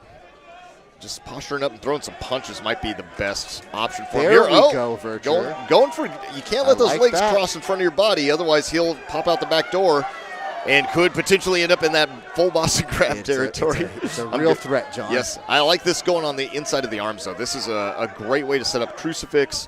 There's a whole kind of a whole slew of things that we can go for from there, and it actually gets Sir Gregor to dismount. Now back into side control. You can see Vircher is very tired. Yeah. That took a lot out of him. That's a lot of energy, and it doesn't seem like it's much, but it does exhaust you. And I will say this. To his credit for Vircher, that looks like a really impressive showing for trying to trap and use that as an escape. Yeah. Having said that whole time he wasn't taking damage, though. So it's a very smart strategy. And now I think Vircher's trying to make a big statement to end. I think he knows he's behind, so he's got to get a knockout. And Gregor is willing to indulge. But look, right back to a takedown for the finish. guillotine. And there's not much there, and I think just an exhaustion from Vircher. Listen, I can tell you this. If you do not fight or you do not compete in combat sports, it is easy to say when someone gets gassed. So looking here, it's not that he has expanded energy in a way that was inefficient. It was just toward the end, it didn't look like he had the cylinders to fire. And as a result, that's how Gregor's able to kind of come alive. And Balkian is a very, very fun fighter. No matter what you do, see there, whatever he does. Having said that, for Vircher making it toward the end of that fight and now celebrating, I think it's a reminder, you got in there, dude. You represented your team. You never quit. You were a fighter through and through the end. So, yeah, take your victory lap and enjoy your moment. Yes. So I can very much relate to the team telling him, hey, get back out there and go celebrate your moment. And I'm going to celebrate with whoever wins this. I'm going to go find out here in a second. But it looks like there's a belt making its way on over to the cage. So, I'm sorry, the ring. I'll see you in a second here, John. All right, Raf. We look forward to the interview. Yeah, I mean, it's incredible. Just anyone that gets out here and does this is probably has a little something wrong with them, but definitely has a lot of heart. So super impressive. Vircher looked so good in that first round. definitely waned. Ladies but and gentlemen, now in the ring to present our winner with their championship belt, the Director of Operations of SparStar Promotions and our matchmaker. Heather Soto is our matchmaker and our Director of Operations, Michael Gross. Ladies and gentlemen, after 3 rounds of action, we go to the scorecards. We have our decision. All 3 judges ringside scored the bout 29-28 in favor of our winner. By unanimous decision, he is the new Fight Club LA Poker and Punches Super Lightweight Champion, the blue corner, Sir Gregor!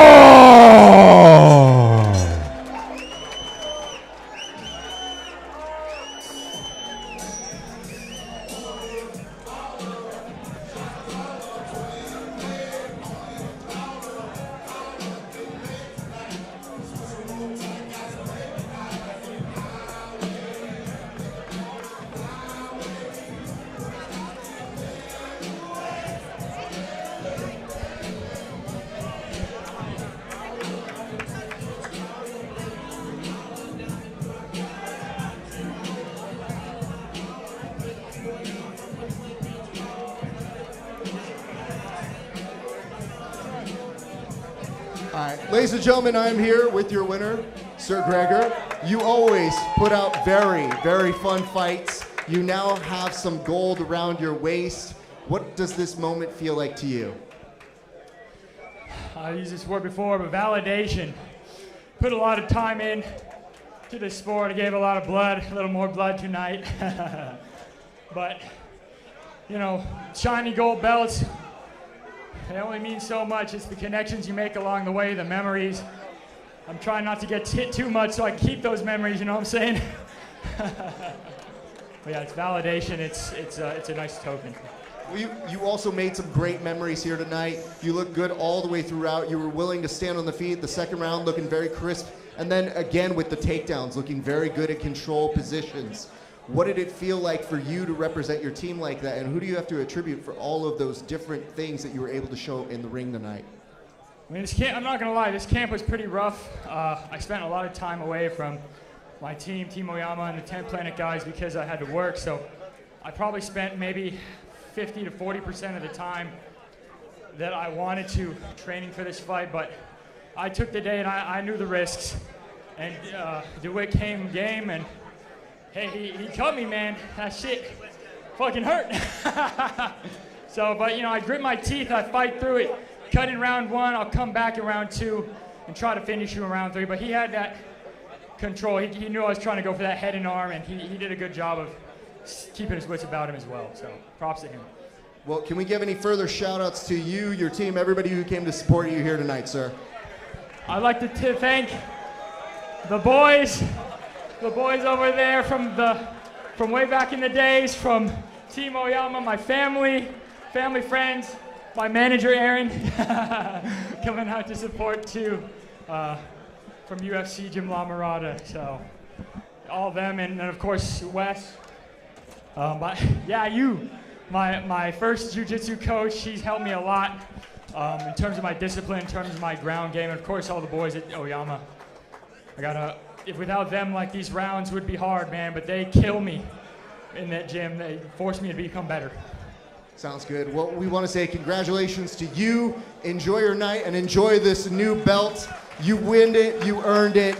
Get out there and enjoy your night. Ladies and gentlemen, give it up for your winner, Sir Gregor.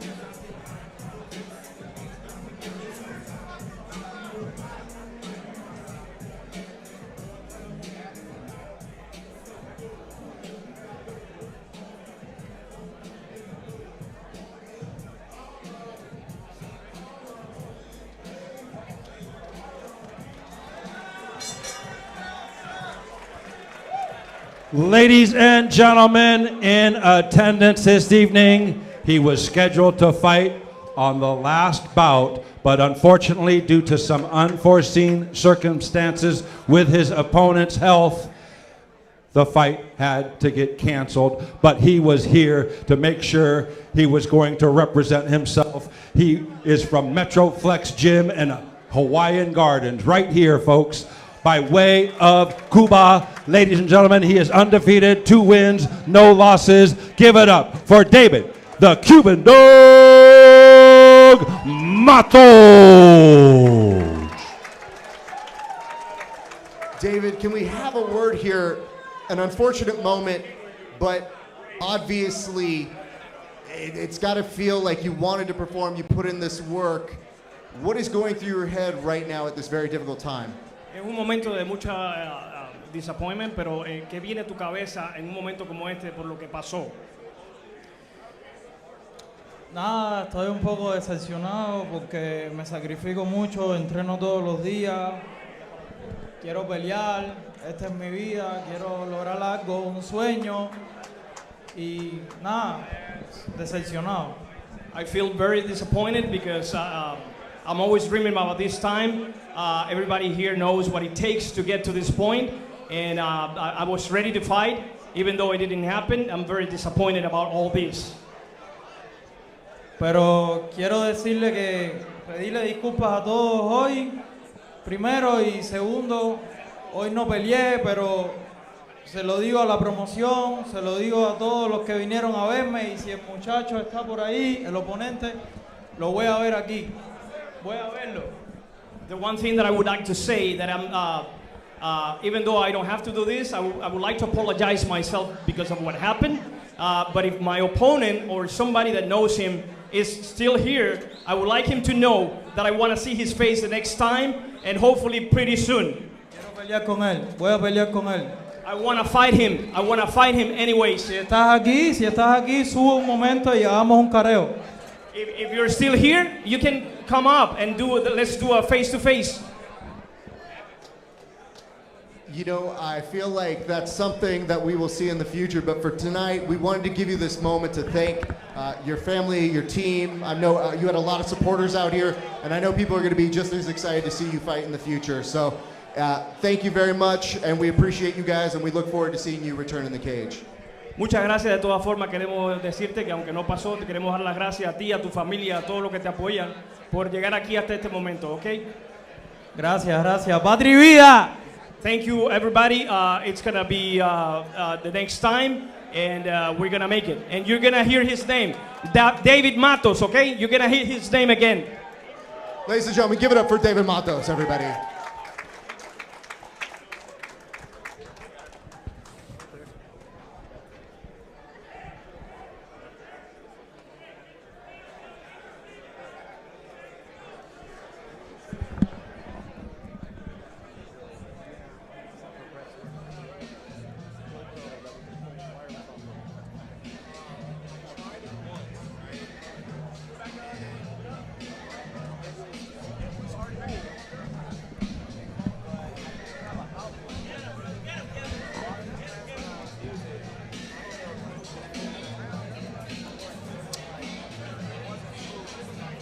Well, that was very unfortunate that we had to lose that match tonight, but, well, you know, it's not every day they say, if you're still here, come do a face-off. It's difficult because you feel for the fighter that's had to put in a camp, that has sacrificed so much.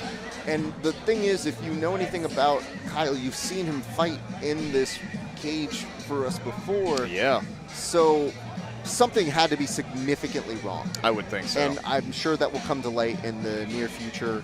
But for today, we definitely want to send our thanks to David Matos and his team for being as professional as they could be about it.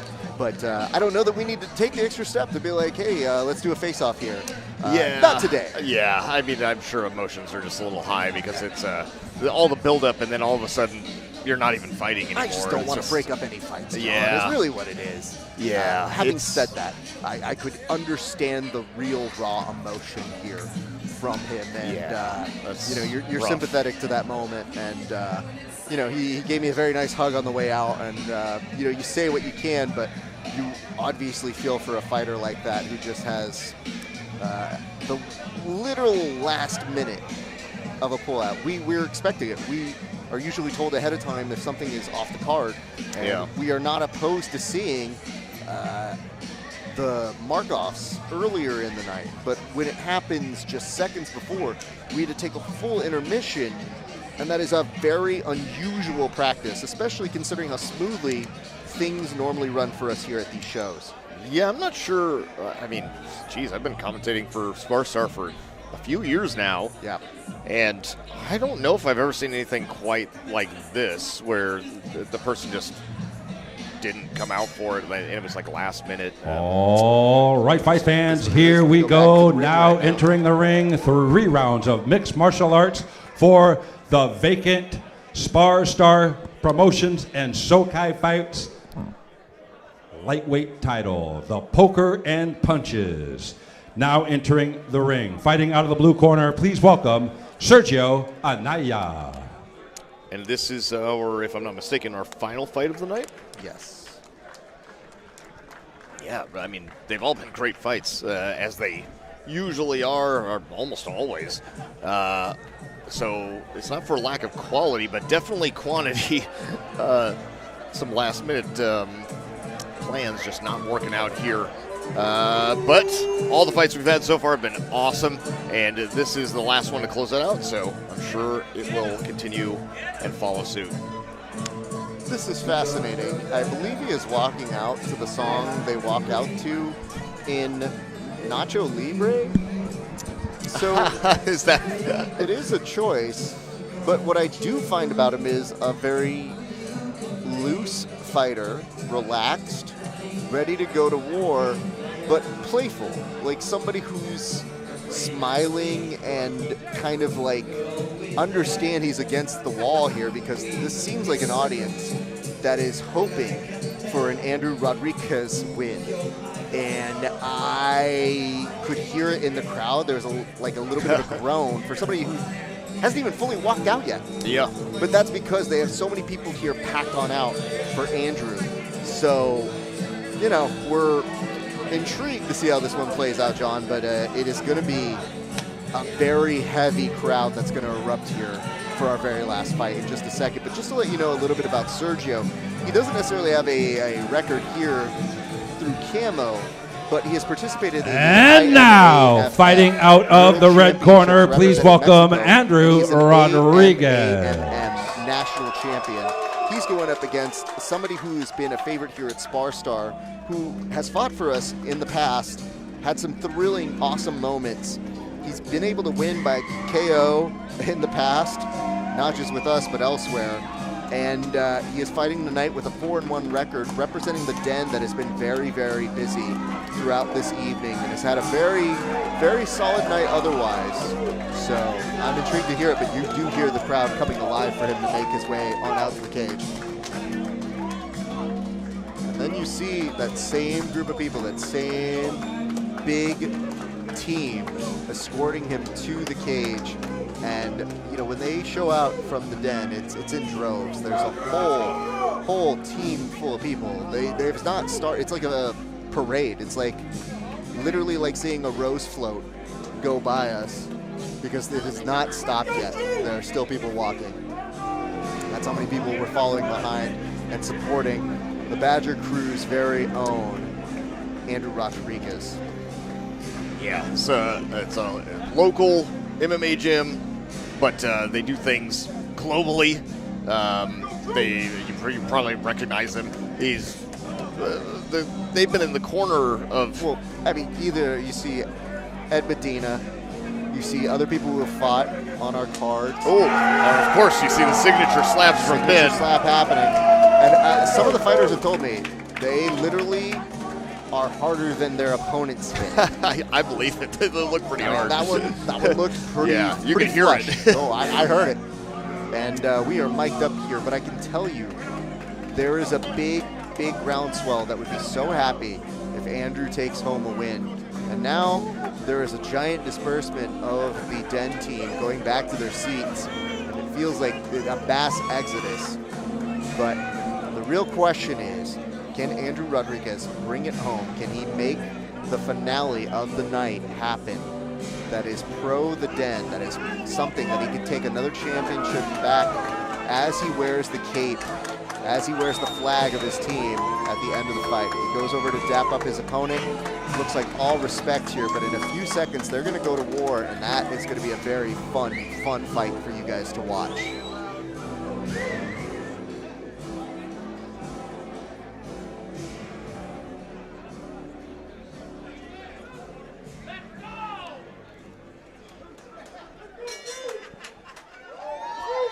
All right, fight fans, now in the ring, what you've all been waiting for. Here we go. It's time for the main event of this evening, presented to you by SparStar Promotions in association with Soca Fights. Now in the ring, 3 rounds of mixed martial arts for the vacant Fight Club LA Poker and Punches lightweight title. Once again, our referee in charge of this bout, Big Mark Reyes. And now, introducing to you first, on my right, fighting out of the blue corner, he is wearing blue trunks trimmed in white. He is training out of Blaxikins in Ensenada, Baja California, by way of Jalisco, Mexico. He weighed in 154 pounds. Tonight, he is making his debut. Ladies and gentlemen, introducing Sergio Tito Loco Anaya.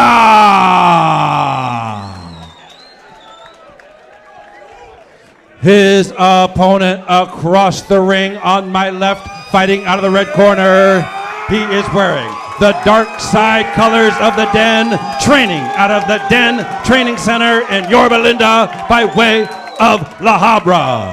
He weighed in 155 pounds. He brings to the ring a record 4 wins, only 1 defeat, with 3 wins coming by way of stoppage. Ladies and gentlemen, introducing Andrew Rodriguez. Once again, our referee in charge, Big Mark Reyes, to give final instructions. All right, gentlemen, we went over the rules in the back. Protect yourself at all times. Obey my command at all times. Touch him up. Good luck to the both of you. Let's go, boy!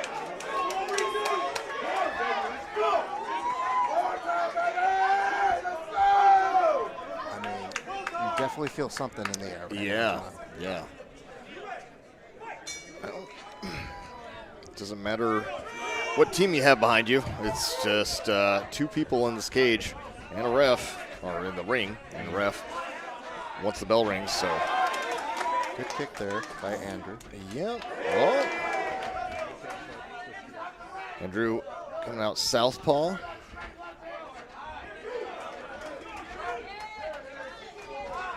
Clips the face here. Oh. Finds another home. Yeah, for his right hand, John. Yeah, jabs look good. And Sergio goes back. Yeah, oh, it's interesting.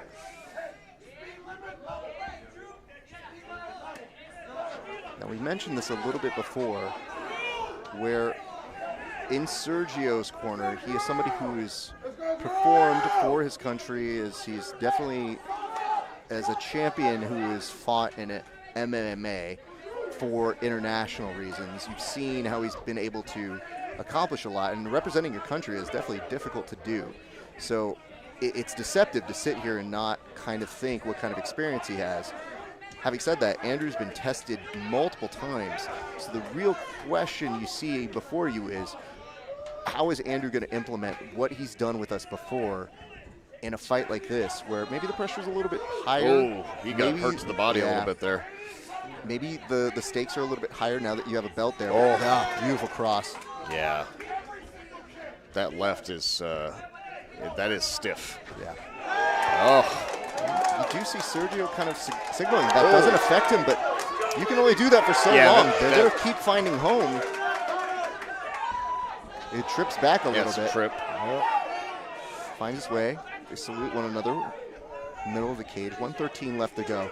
Andrew loading up on that right hand, goes to the body. There were a couple knees by Sergio there.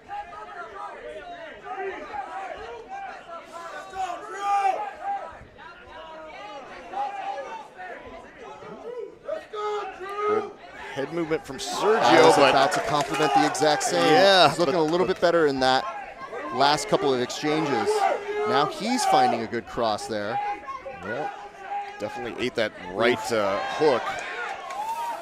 And Andrew decides to close the distance. But pushes him up against the ropes. And then just didn't want him falling outside of the ropes. I think they're going to replicate the exact position. Yep. He's going to look for Sergio, a takedown. Yeah, going for that Horaigoshi. He's got the whizzer. Beautiful control there. He's looking for the neck. With 18 seconds, he's short on time, but that could be a big statement. I thought I heard the clack happening right now, so we might be a little off on the time, but it's pretty close. And 2-on-1 for Sergio, so he's at least safe for this second. Yes. So he'll make it to the end of the round. Now, there's a part of me that wonders, do you want to go more all in on that? Because you felt good with the striking. He was finding homes for those right hands, but he looked very in control. You know what was good? Sergio, as he was trying to reverse that position and throw him, Andrew had excellent control and found his way into that half in pursuit of looking for that mount. And I felt like that kind of game, where he can weigh it down and put that pressure on him, takes away the striking for Sergio, and it really puts him on the defensive to see what kind of jiu-jitsu defense he has. Because if you ever look at the way the guys at the Den fight, it's heavy pressure, it's breaking you down over time, and I really feel like almost in the second round, that is where you see the eclipse distance of people who have done well for their program. They start putting that pressure and weighing the opponents down in a way that makes many worthy opponents look a little bit out there. And if you were Sergio, that head movement that both you and I caught toward the middle of that round, it looked really nice, where he was starting to evade some of the punches, and maybe he was picking out some of the time. Yeah, interesting to see what the second round's going to hold into it. Oh, Andrew being aggressive again, closing that distance, and Sergio asserting himself, trying to let him know if he steps in that space, then he will get hit. Oh, nice. Now, and Sergio dropping down for a single. Turns into a double. Ends up on top. He's got to worry about the guillotine, but he's on the cross side, so he should be fairly safe here. I think he's going to have to abandon that here. Yeah, he should. And now start working to get out from underneath here. That's a very solid place for Sergio to be. So if you're Andrew, you probably need to work on not just keeping that half guard, but starting to find your way to like some kind of underhook here. And giving up the back is a huge opportunity for Sergio, who's looking for the second hook. He's kind of got it now. He's trying to attack the arm. There's a few things here. This is a good escape, but notice how he snuck in that body triangle on Andrew. That's going to at least keep him in place. So now Andrew has to address the body triangle first if he's got any intention of getting on out of it. Yeah. Oh, nice there. Uses the shoehorn to get that arm around off of his neck. Nicely done from Andrew. I really personally dislike when the defender starts throwing punches, like arm punches behind them instead of defending their neck, because it just leaves you open to so many things, and you're not going to, I think they're worried about losing points against them if it goes to the decision, but this is the type of thing that you have to worry about, right? You need those arms to help you defend the chokes.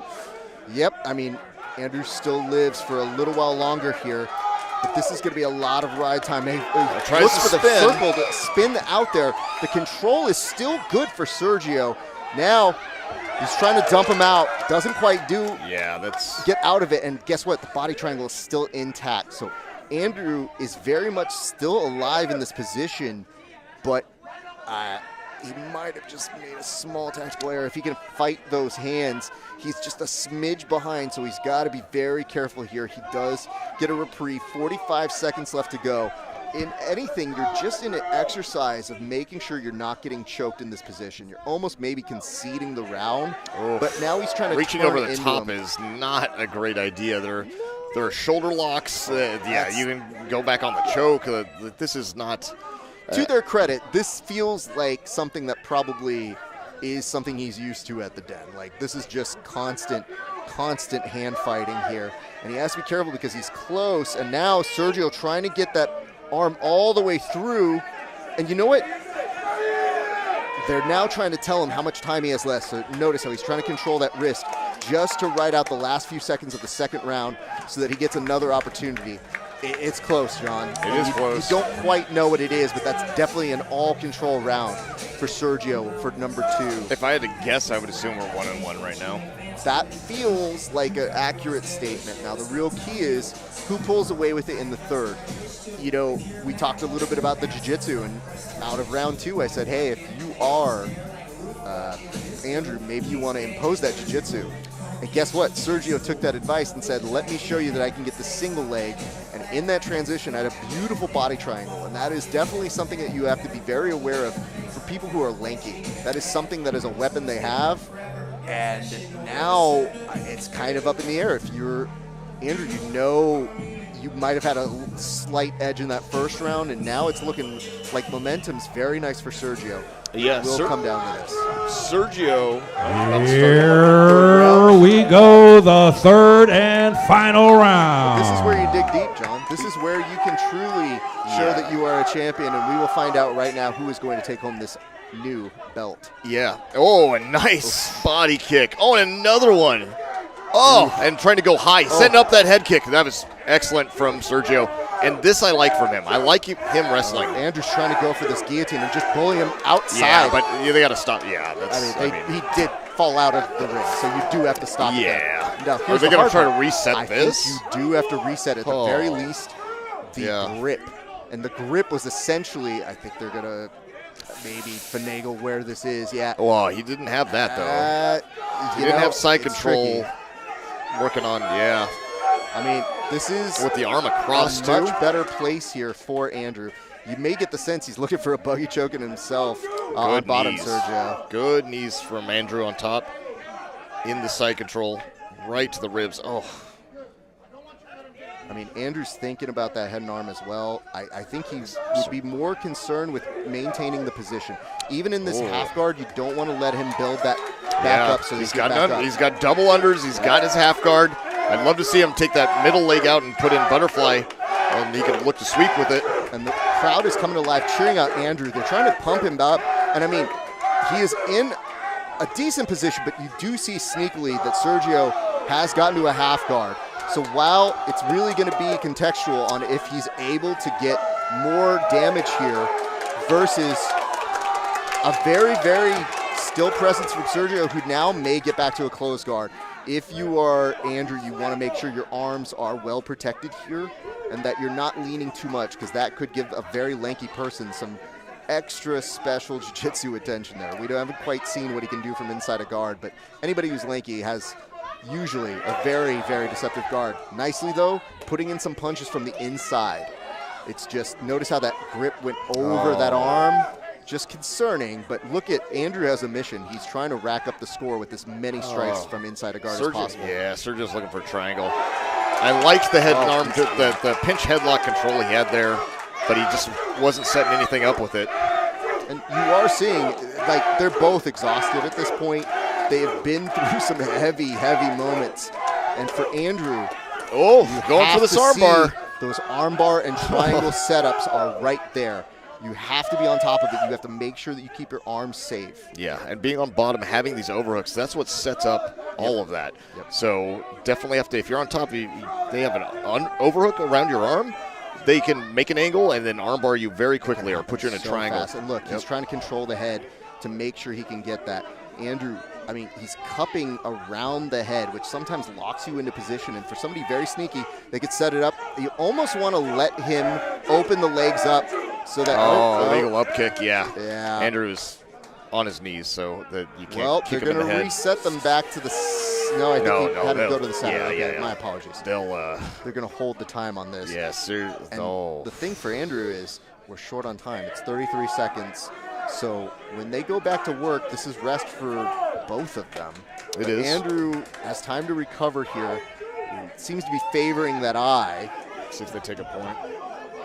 I think it's going to be just give him the warning, which likely is a standard warning at that point. Especially if it's well, it depends on if he's really affected by this, then they will either have to take a point or and just to they'll let you know, DQ. I do notice that down there in the time it says okay. it is All right. round 2. It is actually round 3 for this one. Yeah, so this is the just to last make one. a short little correction here in case you guys are wondering, that is why there is more emphasis on why this is important right now.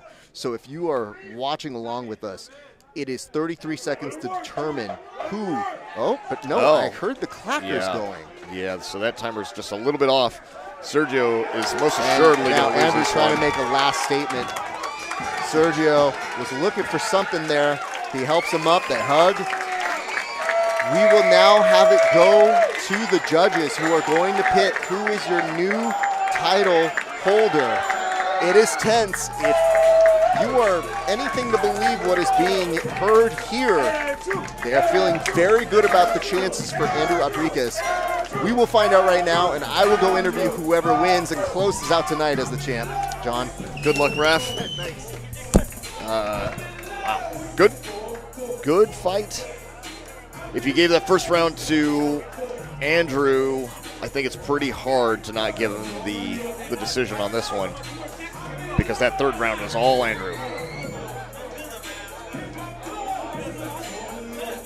Curious to see if the judges will see it the same way, but we're about to find out. Good fight. I like the way both fighters were, even if you're compromised, still able to mount some type of offense and or defense, even till the very last bell on the last round. Exhausting match, but both fighters did very well.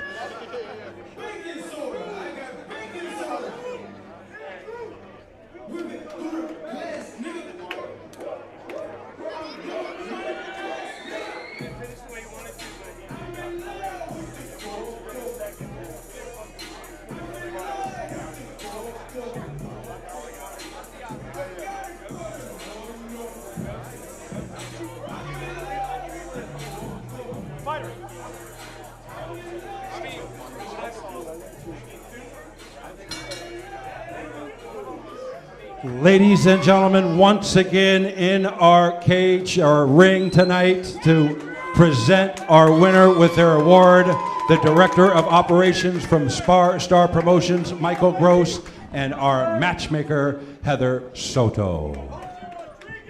Ladies and gentlemen, after 3 rounds of action, once again, let's give both fighters a big round of applause. Ladies and gentlemen, after 3 rounds of action, we have a split decision. Judge at ringside, Glenn Paulson scores the bout 29-28 in favor of Rodriguez. Judge at ringside, Maximilian Demian scores the bout 29-28 in favor of Ayanaya. And judge at ringside, Vladimir Matyoshenko scores the bout 29-28 in favor of our winner. By split decision, they are the new Fight Club LA Poker and Punches lightweight champion, the red corner, Andrew Rodriguez!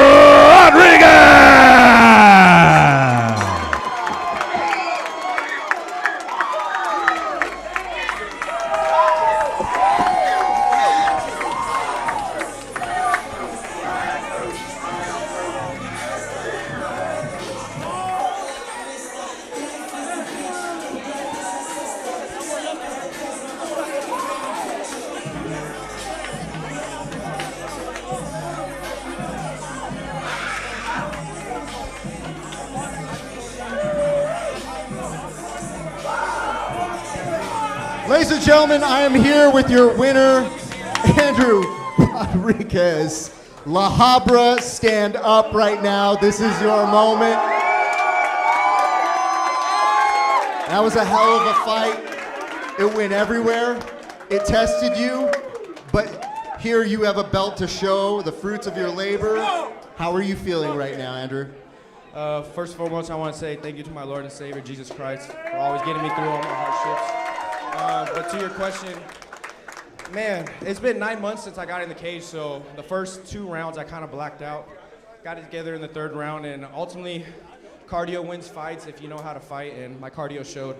He was laying on his back that whole 3rd round, didn't want to get up, and ultimately dominated him in that 3rd round. Got me the win.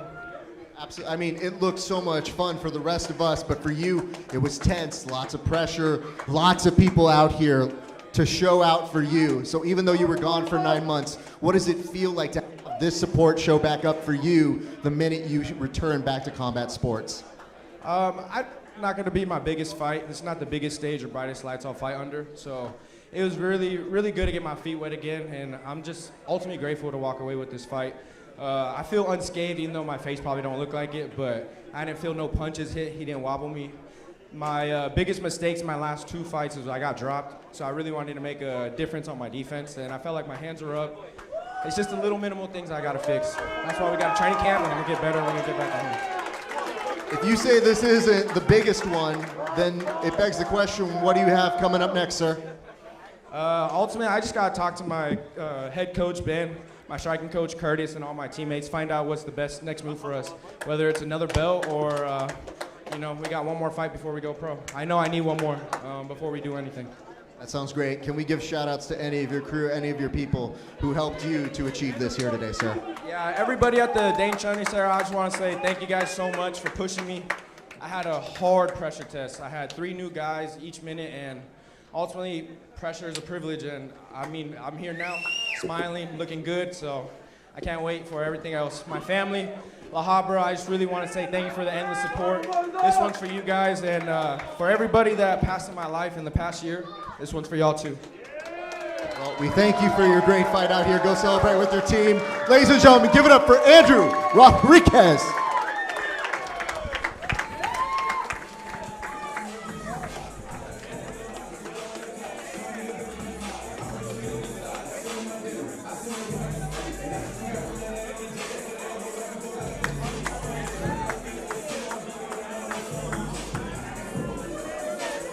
Ladies and gentlemen, on behalf of the Gardens Casino, SparStar Promotions, and Soca Fights, I'm Jim Fitzgerald reminding you to buckle up and to drive home safely. Hope you all have a very happy holiday season. Thank you all for attending this evening.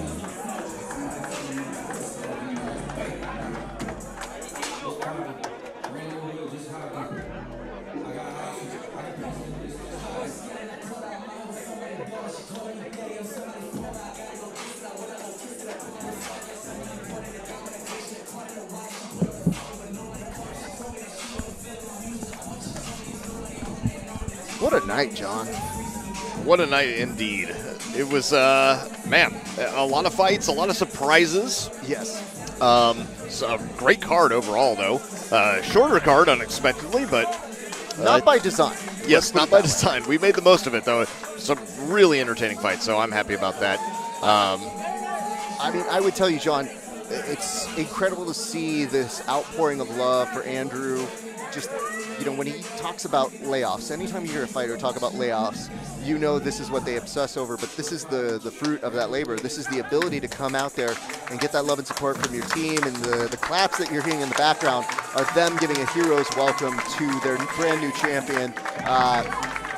One of many that has come through their system, so congratulations to him, and big shout out to Sergio, who really did test him tonight and really did give him a great fight and brought out what I would very much consider a much more improved and better version of this young man. Yeah, it is as evidenced by the split decision, right? Like, I mean, that's like I had it 2-1 for Andrew personally, but it's also we're watching it as commentators. You're not looking at the striking count or anything like that. Anytime they say split decision, and I go, yeah, I'm not in charge of this. I'm sure they can hear it at home too. And like, there is a very large crowd for Andrew, so I think it would have been bedlam here if the decision didn't go that way. But thankfully for them, it did. And, yeah, it was a really fun fight to watch, regardless. Avoided a near disaster. Yes. At least from the public sphere. And what you're still seeing, like, you can't even see the melee because it's mostly in front of us. But it might trail, and I think they actually just moved the camera, but they might have moved the camera in a better angle for us. So thank you for that. Very nice of you guys. Helping out. These hooligans that are Production moving over here, assistants. they don't move things like that. They might just become teamsters here all of a sudden. They're going to want to get paid, but we're not paying them. They're interns. What I would tell you guys is this. Just a great night of fights. We've seen so many good faces and everybody just enjoying their time, and we are so grateful and thankful to the Fight Club OC group, the SoCal, or the Soca Fights group, for combining forces with us here tonight to put on a great show. SparStar, as you know, storied, always has fun fights, and we are very lucky to be able to call them. So very much appreciate their crew, their team. I mean, we're getting dapped up by the Den crew. The Den. Look at this. I'm on air still. I'll say bye to you in a minute, bro. But I just love that. I'm like, wait, hold on. We're going to close up here, but we want to say thank you to all of you who tuned in tonight. John, any moments that stuck out to you this evening? I mean, we saw a lot of the same. We saw a lot of fighters from the same camps, right? We saw the Den. The Den produced a bunch of fighters tonight, and they did very well. We saw Tillis's camp also produced a bunch of fighters. They did very well. Performed tonight, yes. And it was really like the fights that we had in the end. It ended up being like a story of these big teams. It felt like, and. It's super cool to see that coming from like where it started in SoCal and just like where it's going. And I think it's pretty impressive too. I mean, this is still amateur MMA, and some of these people, even if they're they announced me, I think, as Andrew Rodriguez. Okay, I'll take a championship. Okay, I got no problem with that. Okay, you got to move to La Habra though. So I do. You will, yeah, I don't know. Well, you know what? it could be nice there. I've got family out there, so that's not a huge problem. Okay. But yes, they are putting up a graphic that says Andrew did win tonight. Just to let you know. In case you didn't see it earlier, it was a great fight too. Did win, and big congratulations. I can say this: you're saying the story of tonight was the teams. I can say one better, which is I think the resolve from the people who maybe didn't get to fight tonight, but we ran into them. A lot of them in good spirits. I welcome and look forward to those people coming back in here. I know it is very, very annoying to not be able to come out here and fight when you are promised that and you are thinking things come together. But I promise you guys, if you just stay on your journey and you just stay consistent, then you will get your opportunities to maybe bigger and better things. But just don't overlook that. To a lot of the people I ran into tonight, they're very kind to me, but I know how hard it is to go back to the gym on Monday. Yeah. But I don't want to speak too out of turn, but I can tell you SparStar's returning very soon. Yes. So I'm hearing what, February, John? That's what I heard. That's what I heard. The little birdie told me. I don't know much, but I know that much. Yes. Well, see, the thing is, I was trying to pretend like I don't know the date, but I do know the date. It's February 6th. That's what I heard. I don't know. Is it official? Is it official? Listen, I thought it wasn't official yet. I think we were talking about the Saturday. So the February 6th is a Friday night, sir. Is it a Friday or Saturday? We're doing a Friday night fight? Okay. It's pending. See, I tell you, it's not don't official. Give me a date. Let me be. I know, but I was vague for a reason, and now you try to commit me to a date. Anyway, sometime in February, come back and see us. But that is going to close it out for us here for the SparStar family for the year of 2025. We thank you all for joining us. Good job to you guys as well. Yeah, this the is what crew you can here did awesome. Everybody here kills it. We love this nice, close-knit group of people. I want to send them home, but before I do, I just want to say on behalf of the organization, on behalf of myself and John, thank you for supporting us all 2025. Thank you for supporting our fighters, our athletes, all of them, our crew. We very much appreciate it. We look forward to seeing you guys in 2026. Follow John at Breakdown Academy. You can find him in where, John? Where is your academy? Right next to the Grove and Beverly Center. You got to go there. Yep. Yeah. And train with that man. In LA. Yep. And check me out at Grappling Hour on YouTube, Grappling Hour on Patreon, patreon.com/Grappling Hour. The support will mean a lot, and I think you're going to see a couple of these fighters make an appearance on the show. I gotta coordinate. But one in particular that just won Yes, He and that would I be a great had a one. long-standing thing where if he won, we'll see. Now it's on champ time, so we'll see if he holds up to it. Okay, yeah. But somebody who just won here should be doing that. He said he's got one more before he goes pro, so he needs that. Yeah, you got to milk that. But anyway, on behalf of all of us, thank you so much for all of your support and love. We will see you guys back in 2026. On behalf of the crew, it's been a great night for fighting. We'll see you back on the mats. Happy holidays.